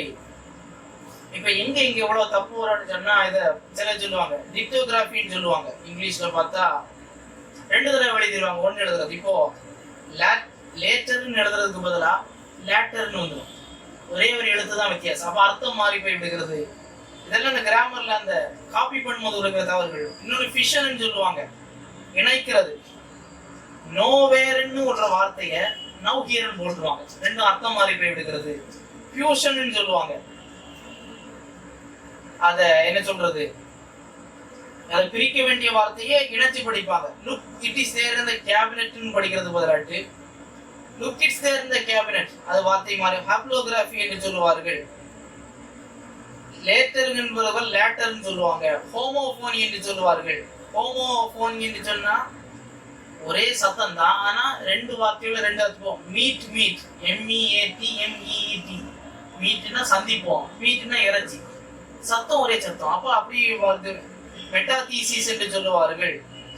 இப்போ கேஸ்ட்னு பதிலா கேட்ஸ்ன்றுவாங்க, CAST, அதுக்கு பதிலா CATS, ஒரே சத்தம் தான், அர்த்தம் மாறி விடுகிறது. இப்படி இதெல்லாம் பைபிள்ல வந்ததுன்றல்ல, இதெல்லாம் இத பொதுவா இலக்கியங்கள் எல்லாம் பல பழமையான இலக்கியங்களை இங்க கொண்டு வரும்போது இந்த மாதிரிப்பட்ட தவறுகள் வர வாய்ப்புண்டு. ஆனாலும் 98.5% பைபிள் 100க்கு 100 சரின்னு நிரூபிக்கப்பட்டிருக்கிறது. 1.5 தான் கொஸ்டின், தப்பல்ல. அதான் சில ஸ்டடி பைபிள் எல்லாம் சிலதெல்லாம் மார்ஜின்ல போட்டிருக்கோம், சிலது கீழே போட்டிருக்கோம். அப்ப அங்கதான் டிரான்ஸ்லேட்டர்ல வித்தியாசம் வரும். பல அந்த மேனுஸ்கிரிப்ட பார்க்கும்போது வித்தியாசப்படும். அப்ப அவங்களுக்குள்ள டிஸ்கஷன் நடக்கும், இதுல எந்த ரெஃபரன்ஸ் சரி, எது தப்பு. அப்ப அவங்க ஆராய்ச்சி பண்ணி, இப்ப ஸ்டடி பைபிள் போடும்போது ஒருத்தர் போடுவாரு, இதுதான் மேல வரணும், வசனமா வரணும், கீழே அடைப்புக்குறிக்குள்ள இதை போட்டிருப்பாங்க, சிலர் மாத்தி போட்டிருப்பாங்க. இதுல தப்பு இல்ல. இதுக்கு என்ன ஆதாரம்னு சொன்னா, நிறைய லிட்ரேச்சர் இப்போ மொழிபெயர்த்திருக்கிறாங்க. இப்போ ஹோமருடைய இனியெழுது 900 BC எழுதுனது, மூலப்பிரதி முதலாவது 400 BC எழுதுனது, 500 வருடத்துக்குள்ள 643 காப்பி தான் கிடைச்சிருக்கு. சீசருடைய காலிக்குவார்ன்றது 44 BC-க்குள்ள எழுதுனது, AD 900 தான் முதல் பிரதி, 1000 வருஷத்துல 10 காப்பி தான் கிடைச்சிருக்கு. பிளேட்டோட டெட்ராலஜிஸ் 347 BC-க்குள்ள உள்ளது, AD 900 தான் முதலாவது காப்பி, 1200 வருஷத்துல 7 பிரதி தான் பண்ணியிருக்கிறாங்க. அரிஸ்டாட்டிலுடைய எழுத்துக்கள் எல்லாம் 322 BC-ல எழுதப்பட்டது. AD 1100 தான் முதல் காப்பி கண்டுபிடிச்சிருக்கிறாங்க. 1400 வருஷமா 49 பிரதி தான் கிடைச்சிருக்கு. ஹெரோடோட்டஸோட ஹிஸ்டரி 425க்குள்ள எழுதப்பட்டது. AD 900 தான் முதல் காப்பி, 1300 வருஷத்துல 8 காப்பி தான் கிடைச்சிருக்கு. யூரிபிடஸ்ல எழுத்துக்கள் 406 BC-ல முதலாவது எழுதப்பட்டது, AD 1100ல முதலாவது பிரதி எழுதப்பட்டது, 1500 வருஷத்துல 9 காப்பி. புதிய ஏற்பாடு கிபி 50 முதல் 90 வரை எழுதப்பட்டது. ஆமா, அந்த பழமையான எழுத்துக்கள். AD 130ல உள்ள பிரதி நமக்கு கிடைச்சாச்சு. மற்றதெல்லாம் 500,000 வருஷம் அந்த எழுத்து எழுதப்பட்டு 500,000 வருஷம் கழிச்சுதான் முதல் காப்பியை கண்டுபிடிக்கிறாங்க. கிடைச்சிருக்க முதல் பிரதியே அந்த எழுத்து கழிச்சு 1000 வருஷம் உள்ள பிரதி தான், அது 5-6 தான் கிடைச்சிருக்கு. புதிய ஏற்பாட்டுக்கு மூல பிரதிகள் காப்பிகள் AD 130ல 30 வருஷம் இடைவெளியிலே பிரதி கிடைச்சாச்சு. 24,000 பிரதி இருக்கு, 1 இல்ல 2 இல்ல, 24,000 பிரதி இருக்கு. அப்போ பைபிள்ல காப்பி சேரலுக்கு அதை கிழிச்சு போடணும்னு சொன்னோம்னா, அப்போ நீ ஹோமரோட எல்லாம் கிழிச்சு போட்டு, சீசருடைய எல்லா இலக்கியங்களையும் கிழிச்சு போட்டு, பிளேட்டோட அரிஸ்டாட்டிலுடைய ஹெரோடோட்டஸோடைய 5 காப்பி இருக்கிறதெல்லாம் ரொம்ப பழமையான உலகத்திற்கு தொன்மையான இலக்கியங்களாம். 24,000 பிரதி இருக்குது. மூலப்பிரதி எழுதப்பட்டு 30 வருஷத்துக்குள்ள உள்ள பிரதியே கிடைச்சாச்சு. எல்லாத்தையும் சேர்த்து கம்பேர் பண்ணி பார்த்தா உபதேசத்துக்கு அடுத்த வசனங்கள்ல தப்பே இல்லை. அந்த நியூமரிக்கல்ஸ்ல தான் சில வித்தியாசங்கள் வருகிறது. ஆனா அப்படின்னாலே இது ஒரு பிரச்சனையே கிடையாது, இது ஒரு பிரச்சனை கிடையாது. இதை பார்த்துக்கணும். Do not confuse general statements with universal statements. இது ரொம்ப முக்கியமான காரியம். இந்த பிரசங்கியின் புத்தகத்துல நம்ம வசனம் எடுக்கும்போது ரொம்ப ஜாக்கிரதையா இருக்கணும். பாதாளத்துக்கு இறங்குற மிருகத்தினுடைய ஆவியையும், அப்ப மிருகத்துக்கு ஆவி இருக்கா, பாதாளத்துக்கு போகுதா, இது ஜெனரல் ஸ்டேட்மெண்ட். கர்த்தர் சொல்லுகிறாருன்னு அவர் சொல்லல, கடைசி அதிகாரம் வர்ற வரைக்கும் அப்பதான் அவருக்கு வெளிப்பாடு எழுதுறாரு. அது வரைக்கும் எல்லா மாயை மாயை மாயை என்று கர்த்தர் சொல்லுகிறாருன்னா இருக்கு, எல்லா மாயை மாயின்னு பிரசங்கி சொல்றான். அவன் எல்லாத்தையும் அனுபவிச்சாச்சு, வெறுத்துச்சு. என்னத்த வாழ்க்கடா, பொண்ணும் பார்த்தாச்சு, பொருளும் பார்த்தாச்சு, எல்லாம் பார்த்தாச்சு, ஒண்ணு சகிக்கல. சூரியனை பாக்குறாரு, எல்லாம் மாயை. தேவன் அப்படி சொல்லல, பரிசுத்தவான்கள் சொல்லல, தீர்க்கதரிசிகளுடைய எழுத்துக்கள் வரல. ஒரு ராஜாவுடைய பார்வையில, எல்லா அனுபவத்தினுடைய பார்வையில மாயை. இது ஜெனரலா உள்ள ஸ்டேட்மெண்ட். எல்லாம் சொல்றாங்க, செத்த வீட்டுல சொல்றாங்க இல்லையா, என்னத்த சூரியனுக்கு கீழே அது மட்டும் இருக்குது, எல்லாமே சூரியன் மட்டும் போய் என்னைக்கு எல்லாம் பார்த்துக்கிட்டு இருக்கிறோம். ஆயிரக்கணக்கான வருஷமா சூரியனை நம்ம பார்க்கிறோம், சந்திரனை பார்க்கிறோம், மற்றவங்க எல்லாம் பார்க்க முடியறதில்ல, எல்லாம் போய்கிட்டே இருக்கிறோம். இது ஜெனரல் ஸ்டேட்மெண்ட். நீதிமொழிகள் புத்தகத்திலே இருக்கிறது. இப்போ நீதிமொழிகள் இருக்கிறது, when a man's ways are pleasing to the Lord, he makes even his enemies to be at peace with him. கர்த்தருக்கு அவன் பிரியமாய் இருந்தால் அவன் எதிரிகளே அவனோட சமாதானமா இருப்பார்கள். இது ஜெனரலா உள்ளதுதான், உண்மைதான். ஆனா இப்போ இயேசு பிதாவுக்கு அவ்வளவு அன்பா இருந்தார், அவங்களுக்குள்ள ஒண்ணும் இல்லை. அவருடைய சத்துருக்களோட சிநேகிதனா இல்லையே. இது யூனிவர்சல் ஸ்டேட்மெண்ட் அல்ல. சிலது யூனிவர்சல் ஸ்டேட்மெண்ட் இருக்குது. God is omniscient, சர்வ வல்லமை உள்ளவர். அது அப்படி இருக்கலாம், அப்படி கிடையாது. சொன்னா அது சரிதான், அதுக்கு மாற்று கருத்தே கிடையாது. ஜெனரல் ஸ்டேட்மெண்ட் சொல்லக்கூடியது மாற்றப்படக்கூடியது, எல்லாருக்கும் பொருத்தணும் இல்லை. இன்னொன்னு இருக்குது, பிள்ளையாண்டானை நடத்த வேண்டிய வழியிலே அவனை நடத்து, முதிர் வயதிலான விடாது அவன் அதை விடாது இருக்கான். இப்போ சில பிள்ளைங்க வந்து வளர்ந்தாலும் பேச்சு கேட்கறது. அப்ப நம்ம சொல்லியிருப்போம், பிள்ளையாண்டாலும் நடத்த. அப்ப அவங்க சொல்லுவாங்க, என்ன நீங்க சொல்றீங்க, 5 வயசுல இருந்தே நாங்க என்ன செய்யறோம், நாங்க என்ன கத்துற ஜபத்திலேயோ பாட்டு பாடுறதுலயோ அவங்களால முடிந்த அளவுக்கு நல்வழியிலே நடத்தி இருப்பார்கள். வழி தவறி போனவர்கள் வாலிப பிரயாணத்துல எத்தனையோ பேர் உண்டு. அது ஜெனரல் ஸ்டேட்மெண்ட், அது சரிதான். ராவோபுல சொன்னது நீதிமொழிகள் புத்தகம், யோபுவின் புத்தகம், பிரசங்கியின் புத்தகம், இந்த புத்தகங்கள்ல இருந்து வசனம் இதெல்லாம் பழமொழிகள். ஓ சாலமன் சொல்லுவாரு, என்னது, நம்பக்கூடிய 1000 ஆண்களை கண்டுபிடித்தேன், அதனால ஒரு பொண்ணைய நம்ப மாட்டேன் அப்படி சொல்லுவாரு ஒரு வசனம். ஆமா, 1000 புருஷர்களுக்கு ஒரு ஸ்திரீயை காணல. எப்படி காணுவ? 1000 மாமியார் உனக்குண்டே, எப்படி எப்ப காணுவ? அவனுக்கு காணவே முடியாது, அவனால காணும். ஏன்னா அவனுக்கு 1000 மாமியார் இருக்கிறாங்க. ஒரு மாமியார் இருக்க பாடே இப்படி, 1000 மாமியார் 1000 பொண்டாட்டின்னு எப்படி இருக்கும்? அப்போ ஸ்திரீ இருக்கும். அப்போ சிலதெல்லாம் அவங்க பார்க்கும், இதை பெண்கள்கிட்ட சொன்னா பெண்கள் ஏத்துப்பாங்களா? நாமே ஏற்றுக்கொள்ள மாட்டோம். இது சாலமனுக்கு ஒரு பழமொழி. இவைகள் ஜெனரலா பொருந்தும், யூனிவர்சலா எல்லாமே பொருந்தாது. அப்படினாலும் இவைகள் கவனமா இருக்க வேண்டும். அப்படினாலும் இவைகள் நாம் பார்க்கும்போது கடினமான பகுதிகள். கடைசியாக லேட்டர் ரெவலேஷன் சூப்பர்சீட்ஸ் ப்ரீவியஸ் ரெவலேஷன். ஓ நியாயப்பிரமாணம் அந்த 7th டே இவங்க எல்லாம் குழப்பறதே தான். 10 கட்டளை கொடுத்தாரு. அது என்ன செய்யுது, அது 10 கட்டளை. அது 4வது கட்டளை எல்லாம் பிரகாசம் எரிஞ்சி போயிட்டு பார்க்கும்போது மின்னிக்கிட்டு இருந்தது. லேட்டர் ரெவலேஷன் வரும்போது இதெல்லாம் இதுக்கு முடிஞ்சாச்சு, நியாயப்பிரமாணத்தை ஒழித்தாருன்னு இல்லையா இருக்கு, கிருபையின் பிரமாணத்தை கொண்டு வந்தாருன்னு. அதுவும் ரெவலேஷன் தான். இது லேட்டர் ரெவலேஷன். அப்போ நீ என்ன செய், ஒரு ஆடை எடுத்துட்டு பலி செலுத்து, அதுவும் செய்யணும் இல்லையா? அதுவும் கர்த்தர் சொல்லுகிறதாவது நீ என்ன செய்யணும், தலை முதல் அதை என்னெல்லாம் தோலை உரிக்கணும், இதை வெட்டணும், சந்தா வெட்டணும், தண்ணி ஊற்றணும், இதை செய்யணும், பாவ மன்னிப்பு நாளன்னைக்கு இது செய்யணும், எவ்வளவோ சொன்னாரு. ஆனா அப்படின்னாலே பைபிளுடைய ஒரு உபதேசம் எடுக்கும் போது, இப்போ வருகையை பற்றி எடுக்கும் போது, மொத்த பைபிள்ல படிக்கும் போது தான் நமக்கு தெளிவு வருகிறது. எஸ்கட்டாலஜி பார்க்கும் போது, வெளிப்படுத்தல் வரும்போதுதான்